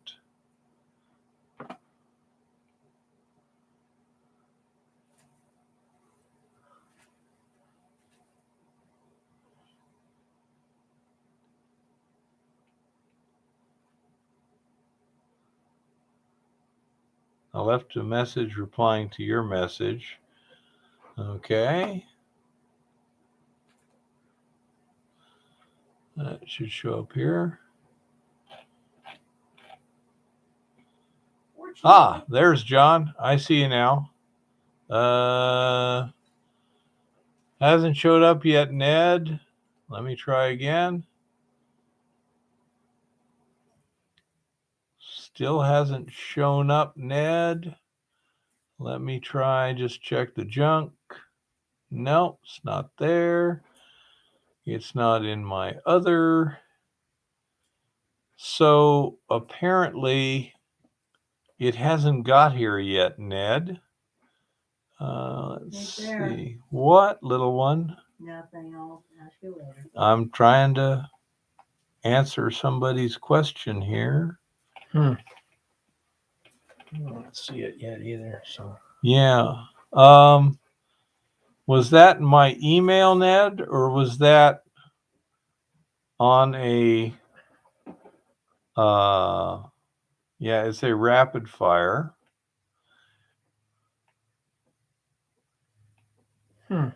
What is the it may be just the controller also. Chris sent me the basic instructions for the controller itself. The one on mine is an off-the-shelf component controller that is then integrated with that, and that controller has multiple uses, and therefore it can be programmed to do a lot of things. And so if it has been programmed to not exceed 1,700, that may be where it's limited at, but only because of the controller right now. Let's see. Freaking cool. Chris, are you on here still? I think you may just need to reprogram the controller, Ned. Say it could be that it's for a particular purpose and it's never supposed to go over that for that purpose, and so that controller has been programmed on a higher level than what's easily accessible. You need to like push two buttons down at the same time and hold them to get to that level of programming. Up here What? Right here, Jeff. Yeah, Dan was dealing with Canadian inspectors, which are going to be different. Yeah. The rules here, which are somewhat mixed, I went round and around with BLM even here on some of that. And some of the guys would honestly say, well, yeah, that's hard rock. But there is that discrepancy that if you don't claim it in the US both ways, somebody could always contest that holding, that mineral right. And you don't want that to happen, especially if you start to find value. So in that case, you want to claim it both ways. I think, Ned, yep. This is the double display controller, Chris. He's got one with a single display. Ned, if you look at the link that Chris has put there, that's to the controller my particular furnace has. My guess would be that the manufacturer of the furnaces probably uses the same supplier for the simpler controllers also. If you go to that website, you may be able to find what you might be the factory resets and stuff in the manuals that they have there. So I'd start there. Yeah, there you go, Gruber. It does have factory settings you may be able to alter. I think that's what you've got there. Somebody has put a limit on it. Maybe the manufacturer, because it was used for like firing, art clay or something. I don't know. But it may have been a purpose to which 1700 was the most you'd ever want to do. But I believe that's just a controller limitation, not the furnace limitation. You can also look at the nameplate there. And if it is the tabletop and this and that, you can call the manufacturer up. You can get a hold of them and ask them directly what's the deal, and they may be able to give you more authoritative information. But I suspect that the furnace is probably the same furnace. That'd be my guess. Same insulation, changing same the things and controller or readjusting the controller. Yeah, that's my thought, is that the lady that did it did pottery or something, and it's been adjusted for that. And now you need to adjust it for its full capabilities.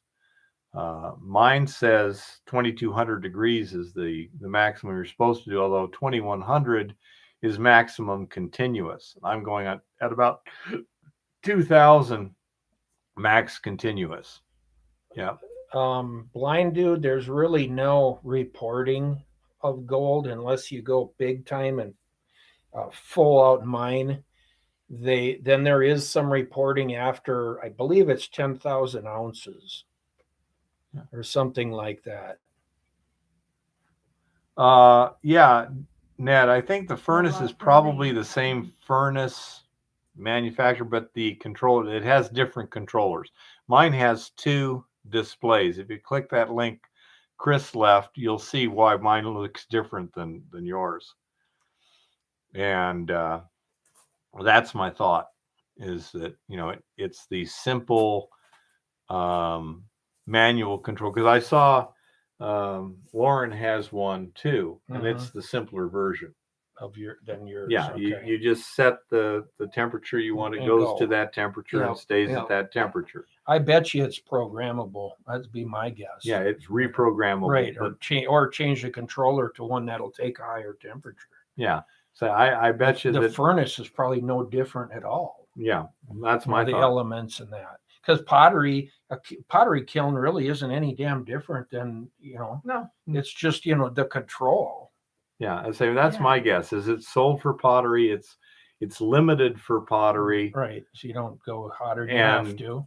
Because the one I've got, it only does degrees Fahrenheit and a few other stuff. And Chris goes, I bet you it's got, and he looks up there, he goes, absolutely, it can do it. Look it up, cross check it, and see what capabilities are. Yeah, because as I say, Chris found all kinds of capabilities mine has that the distributor didn't know about, has no idea about. Yeah. Yeah.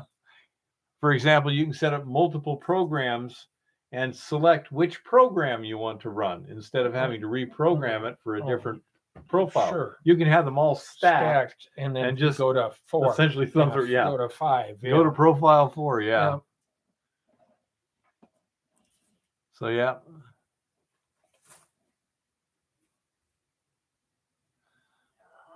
Yeah, you also want to be able to melt the gold itself. But depending on what you're doing, like if you're cupelling, supposedly it should be more like about 1600. Although I found that when I leave my door cracked, You're what, 1740 or somewhere Yeah, in there? somewhere around there. 1750. Yeah. Yeah, I think you can probably figure out how to readjust your limits and stuff, and then it ought to work fine, Gruber. Another week, Penny. Yep. Yeah, Chris, I would agree with that. It's not the most intuitive. Yes, I would definitely agree with that. Man.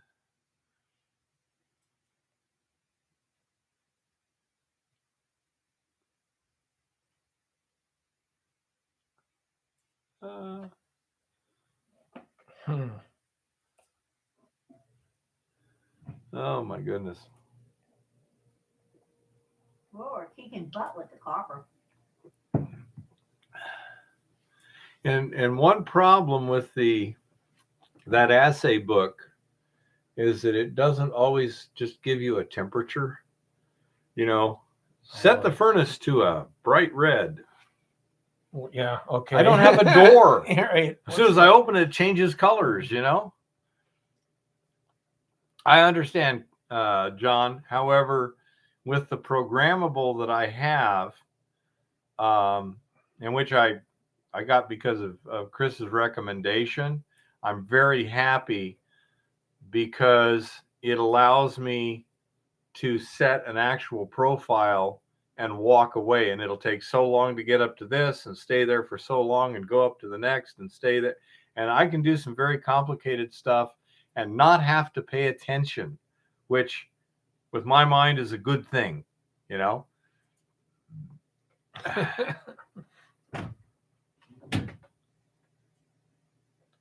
I understand your desire, John, and for a simple set it and it's going to stay there thing, I would tend to agree with you.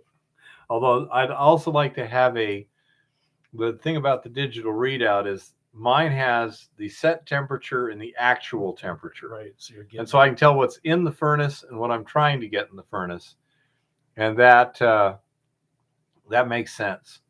Also, Ned, Chris knows where you can buy new heating element material. I mean, like in bulk, so you could redo your heating elements on your broken one there.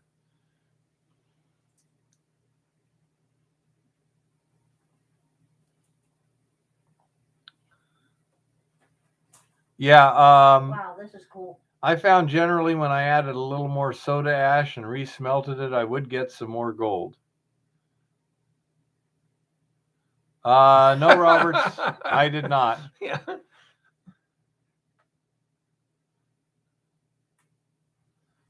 What little one?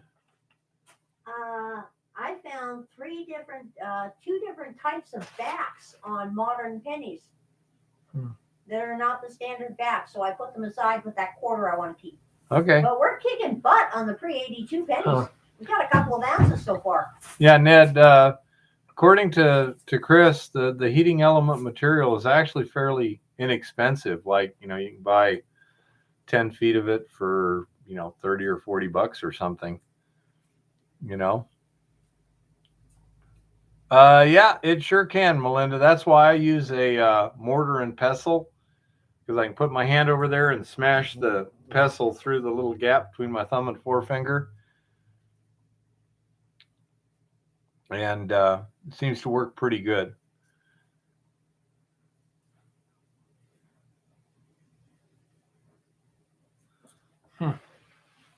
Yeah, I'm sure there's somebody in Australia. Yeah, the tricky thing on that would be figuring out exactly what you need in terms of what was the diameter of the wire. Right. Because it's now corroded and stuff, and it would be hard to measure accurately.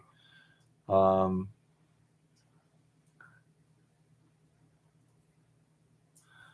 uh, I would say at this point, yes, Jeff. The Take care, Melinda. The amount was probably running 30% of the total gold in the resin, if that amount of the tests I run was basically representative of the average in all the slag there. Yes, it would make it, although there's other possible ways of getting it also. And the way to do it properly would be to find the proper flux and the proper temperature profile and stuff, so that you don't have to resmelt it, that it will settle. You may have to keep it hot longer, which gives longer time for the particles to settle. Say there's a lot of possibilities, but I was getting, when the total amount estimated in a gram of resin is 0.11, the two samples I tested came back 0.03 and 0.04 grams in slag. So that's, definitely a significant fraction. Between that and the error in my scale, I could be at 100% already, but we have to, that's the way it's supposed to be applied, yes.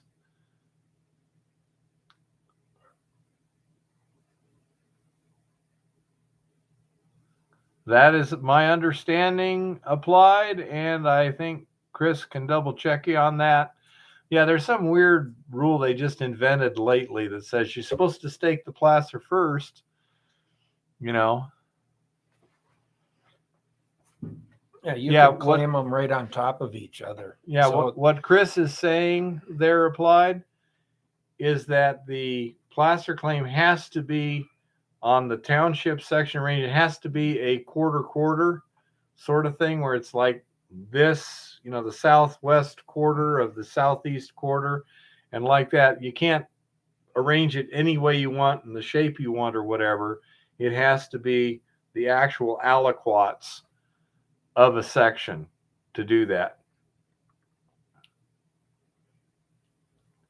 That sounds, mining. That sounds pretty extraordinary. Please send me the link on that and I'll double check it. The ones I found were about $120, because it really needs a windscreen to do that. yeah, that's some real tight accuracy. Yeah, I'm not sure what's going on, but we'll see. I agree, Chris. It sounds too good to be true. That's about what I paid for one that does 0.01 gram. It could be a typo. It could be a lie. It could be something really bizarre. But yeah, as long as it's accurate, that's the question, blind dude. What level of accuracy do you need? When I'm doing these little 1 gram tests, the Tenth of a gram. yeah, Whatever. 1 gram of resin. Right. 1/100th of a gram is 10% of the total estimated recovery. When you have a scale that's only accurate to 1/100th of a gram, then your inaccuracy is plus or minus 10%. Well, that can be pretty substantial when you're trying to get over 90%. You already bought it and it works good so far.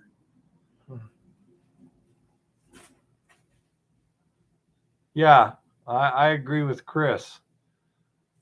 How are you testing this? Well, it's not just that, but it's like it may display to 100,000th of a gram, but is only accurate to a tenth. I don't know that, but that's a good question. I may not finish these tonight, by the way. Yeah. Yeah, That's getting pretty fine. It takes Yeah. some precision equipment. Yeah, I would be highly skeptical of that, Coulter. Chris is good point. Take some reference masses, something that you know with high precision, Of what the weight and is, weigh yeah, them. check it. And see what happens. Yeah, there you go. Especially put a 5,000th of a gram mass and then adding 1,000th of a gram. You know? Exactly. Yeah, blind dude, it works good for that.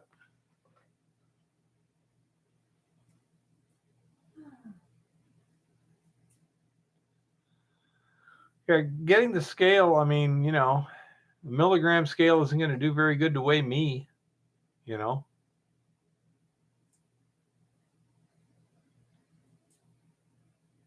Yeah, go ahead and check that out, Coulter, and let us know.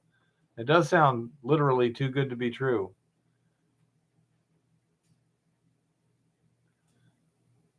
Yeah. Well, Jeff, when you're dealing with something that small, the oil on your fingers is a significant weight. That's why you don't handle it by your fingers. Yep.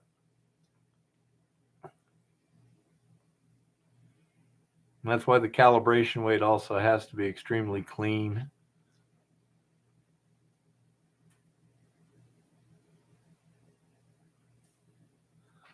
Yeah, I don't know if it's 1/10 of a gram or 100th of a gram, but somewhere between those two is where you run into the limits of what you can do without having a little box around it to keep wind from affecting your weight.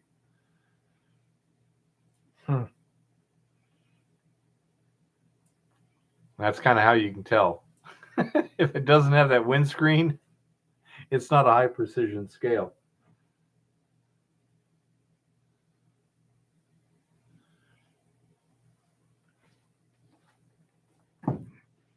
It's a good question, Mining. You might be able to get bullets that are pretty accurate, but I don't know. You might have to find somebody that does have a really good weight. If you can take it to the university or something, they'll have a balance that you can check it against. Mm-hmm. Well, that sucks, Chris.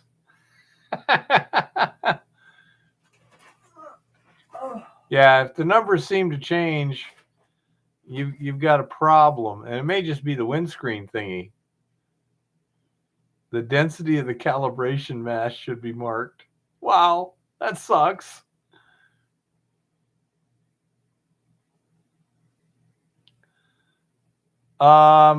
There's a difference between a permit for a placer claim and actually having a placer claim applied. The fact that you've got to deal with the Forest Service is not a good thing in and of itself. They tend to be more difficult than BLM. But the placer claim is what you're going to need for that dump. Okay. Now you might just pick it up and haul it off somewhere else and actually process it. But you can't do anything if you don't claim it placer, because it's not yours if you don't.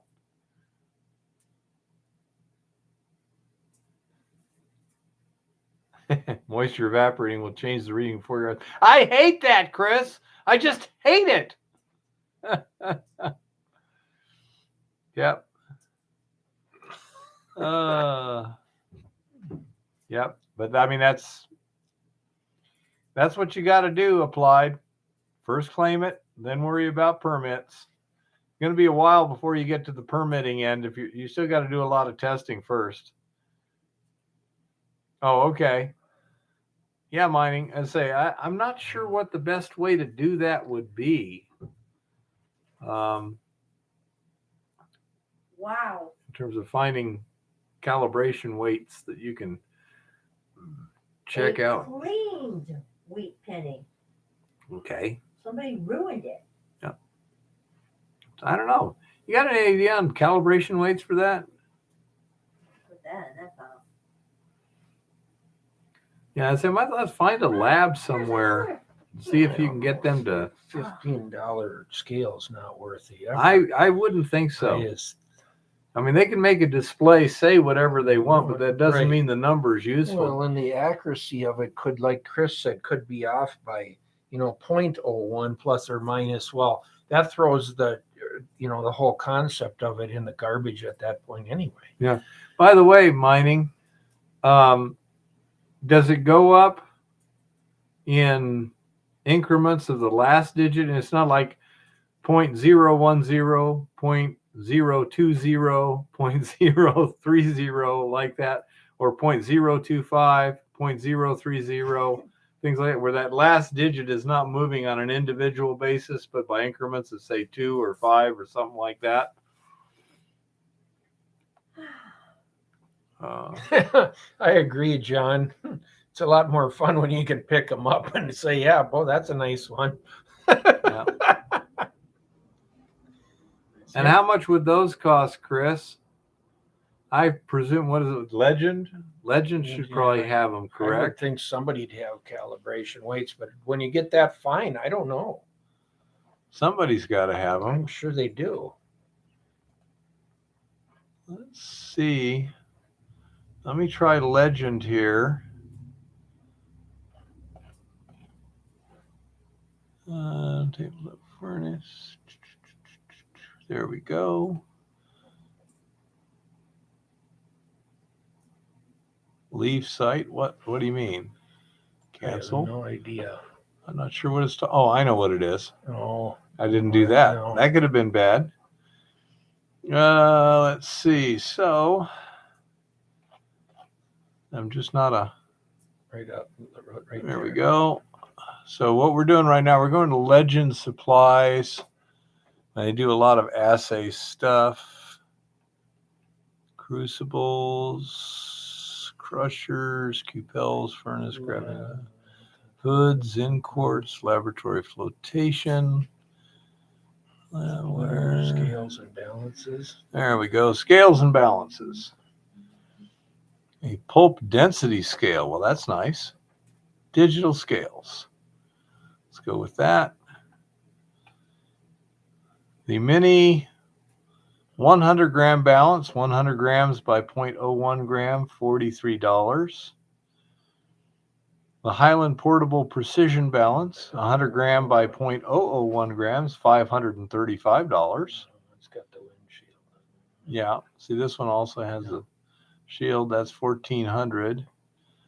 That's to the 100th. That's a $500 balance. Question is how they calibrate them. See, this one's it's only to 100th, and it's got a windscreen. Yeah. That one's to the 1,000th, $2,000. Yeah. Yeah, when you get down that fine, ouch.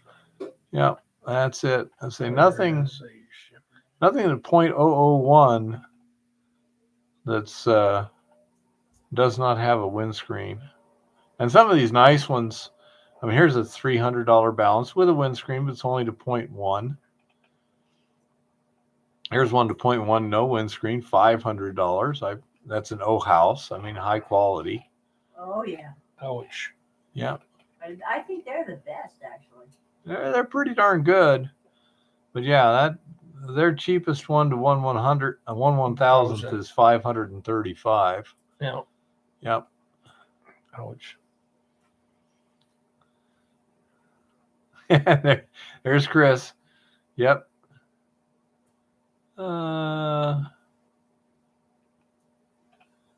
When you get into measuring with many digits, it has to be calibrated at each use. Well, that would make sense. What? It goes up by 0.001 and has a cover for wind. Strange. Yeah, that'd be interesting to see what it does. Calibration mass set 500 milligrams by 1 milligram, 12 piece, $70.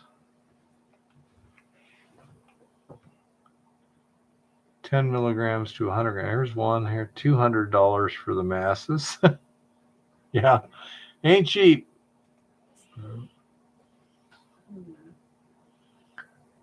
Uh,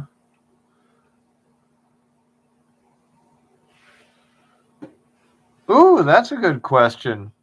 Jeff asks, would he be able to go to the Office of Trade state government office, weights and measures, and have them test it? Excellent question. Yeah, No clue. that's a good question. Very good, Jeff. I like that. The agricultural extension tests things.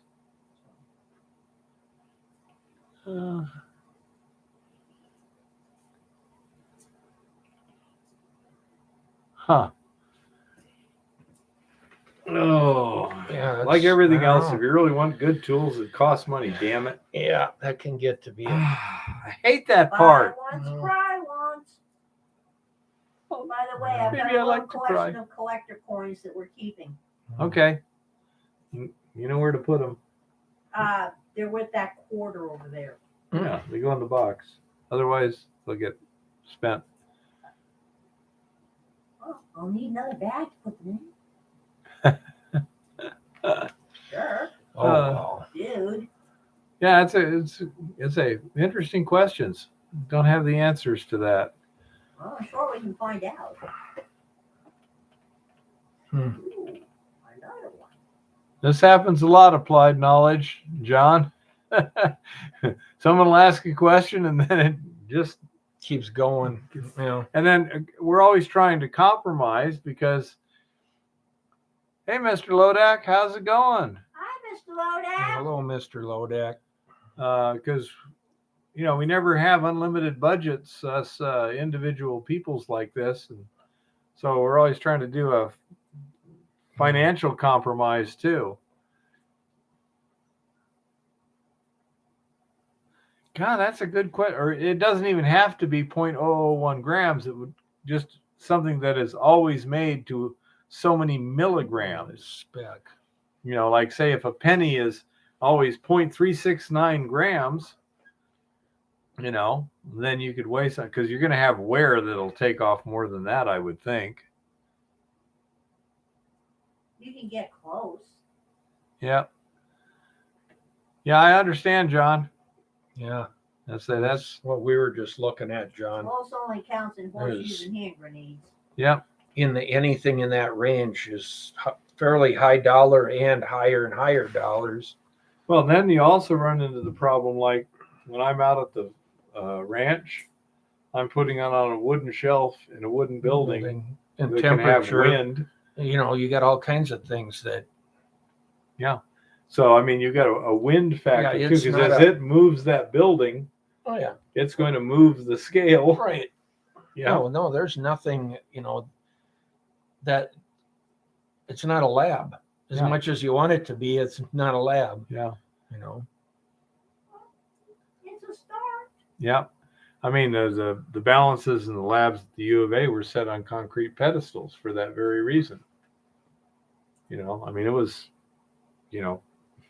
Right. 18 inches by 2.5 feet by 4 feet high. Yep. Yeah, minimize the vibration. Yeah, the other thing he could do is like go to the university and see if anyone there will just let him, cross-check against one of their balances. Put it on their balance, put it on his, See if they're close. and Numbers. see if they match. Or Yeah. how close they are. BSU chemistry would be able to help you out Yeah. if they'll just, spend a minute to do so. No, I did watch it. I believe last Sunday, a week ago. Last night I couldn't. I wasn't home to watch it, Mr. Lodak. So if I see that it's on at an odd time, though, I'll try to catch up with the episodes. Yeah. Yep, Chris. Same as even in the machine shop, we had a lot of stuff mounted on granite blocks. Yep. They do stuff like that when they got to have precise stuff. Yep, and you got to have a perfect surface. I hate doing precise stuff. As a matter of fact, don't tell Chris. When I was out there in Lauren's shop there, I was doing some things. I'm going, this would drive Chris crazy. Sometimes that's just the way it is. Yeah, I'm going to need another Ziploc bag here. Yeah, applied. The term "start mining" can mean a lot of different things. Yeah. As a general rule, any motorized earth moving equipment, any chemicals, any explosives, and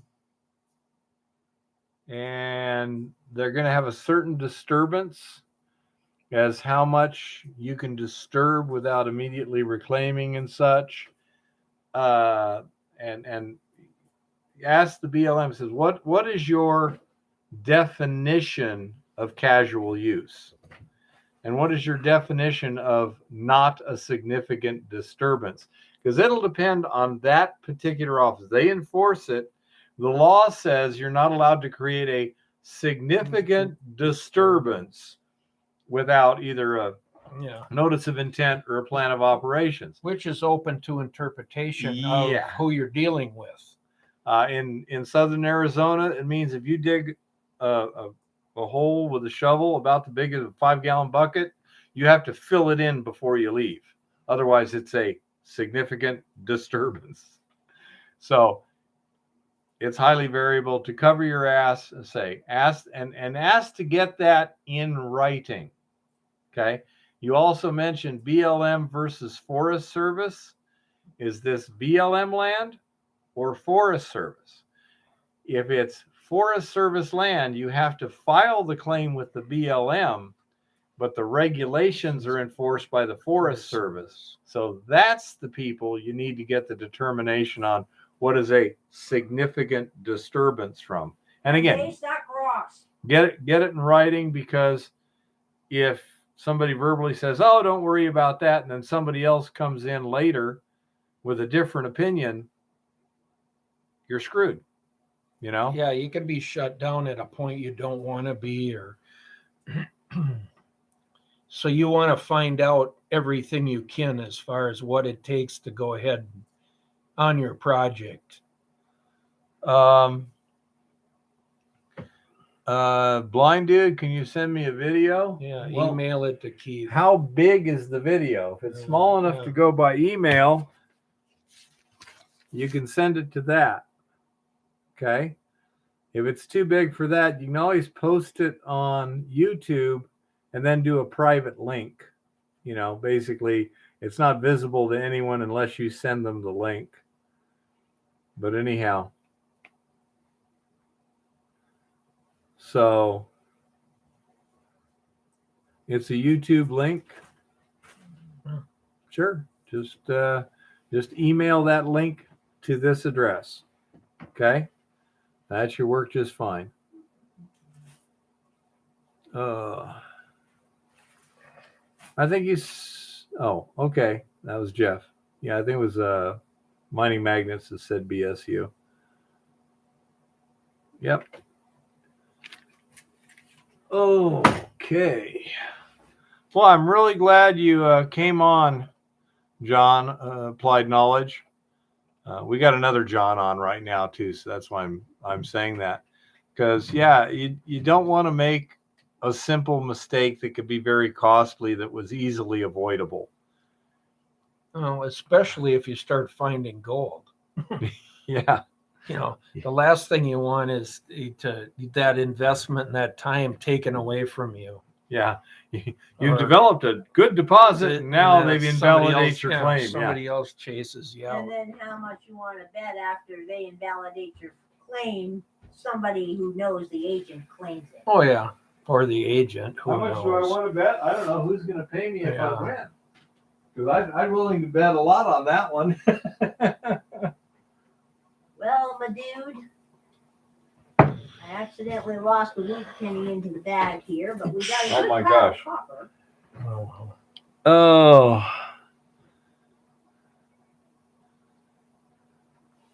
We're still getting copper. Okay. Any other questions here, folks? It's been a good late show, as often driven by the questions, especially John there, the newbie.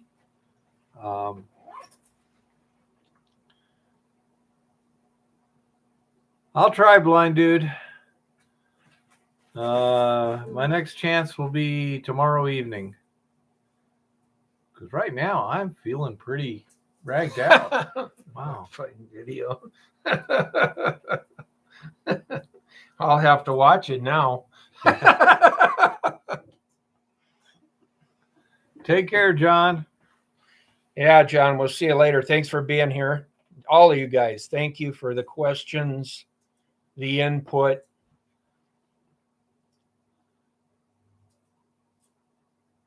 Good night, everybody. Y'all take care. Any Questions going once, going twice? any more questions? We're here every week at Monday at 6 o'clock Mountain Time. Newbie John. So, yep. All right, Lars. Ed, Keith says that prosciutto is $12 a pound at Safeway. Yeah, well, guess what? He got us some for free. So, yeah. Yeah. Yeah, that prosciutto. Connections, man. Connections. That's right. Yeah, you got the hookups. They got the Thank you, hookups blind dude. sometimes. Oh, I've got a headache, believe it or not. I must be low on blood sugar or something.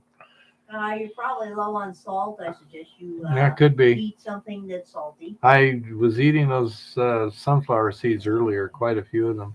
We'll see Yeah, you, Ned. Yeah. And hopefully you can get that fixed pretty easy. And thank Chris for doing the research on that.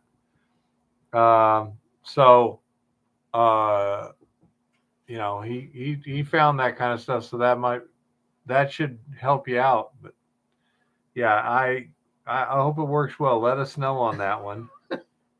No, they can, but that's not it. All right. you Well, know thanks, what's gonna everybody. happen now. What? What's going to happen now is this bag of copper pennies is going to accidentally fall into an open furnace.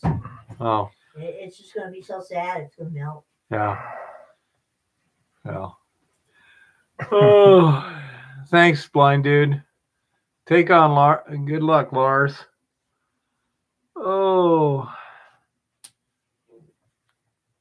Good night, everybody. Good night, Yeah. Good night. We'll everybody. see you next week. I got some more fun to do this week. Happy prospecting and keep it safe out there. I made it through all the coins. Good. What? Damn. Edit settings. Cancel. End stream. End. I made it through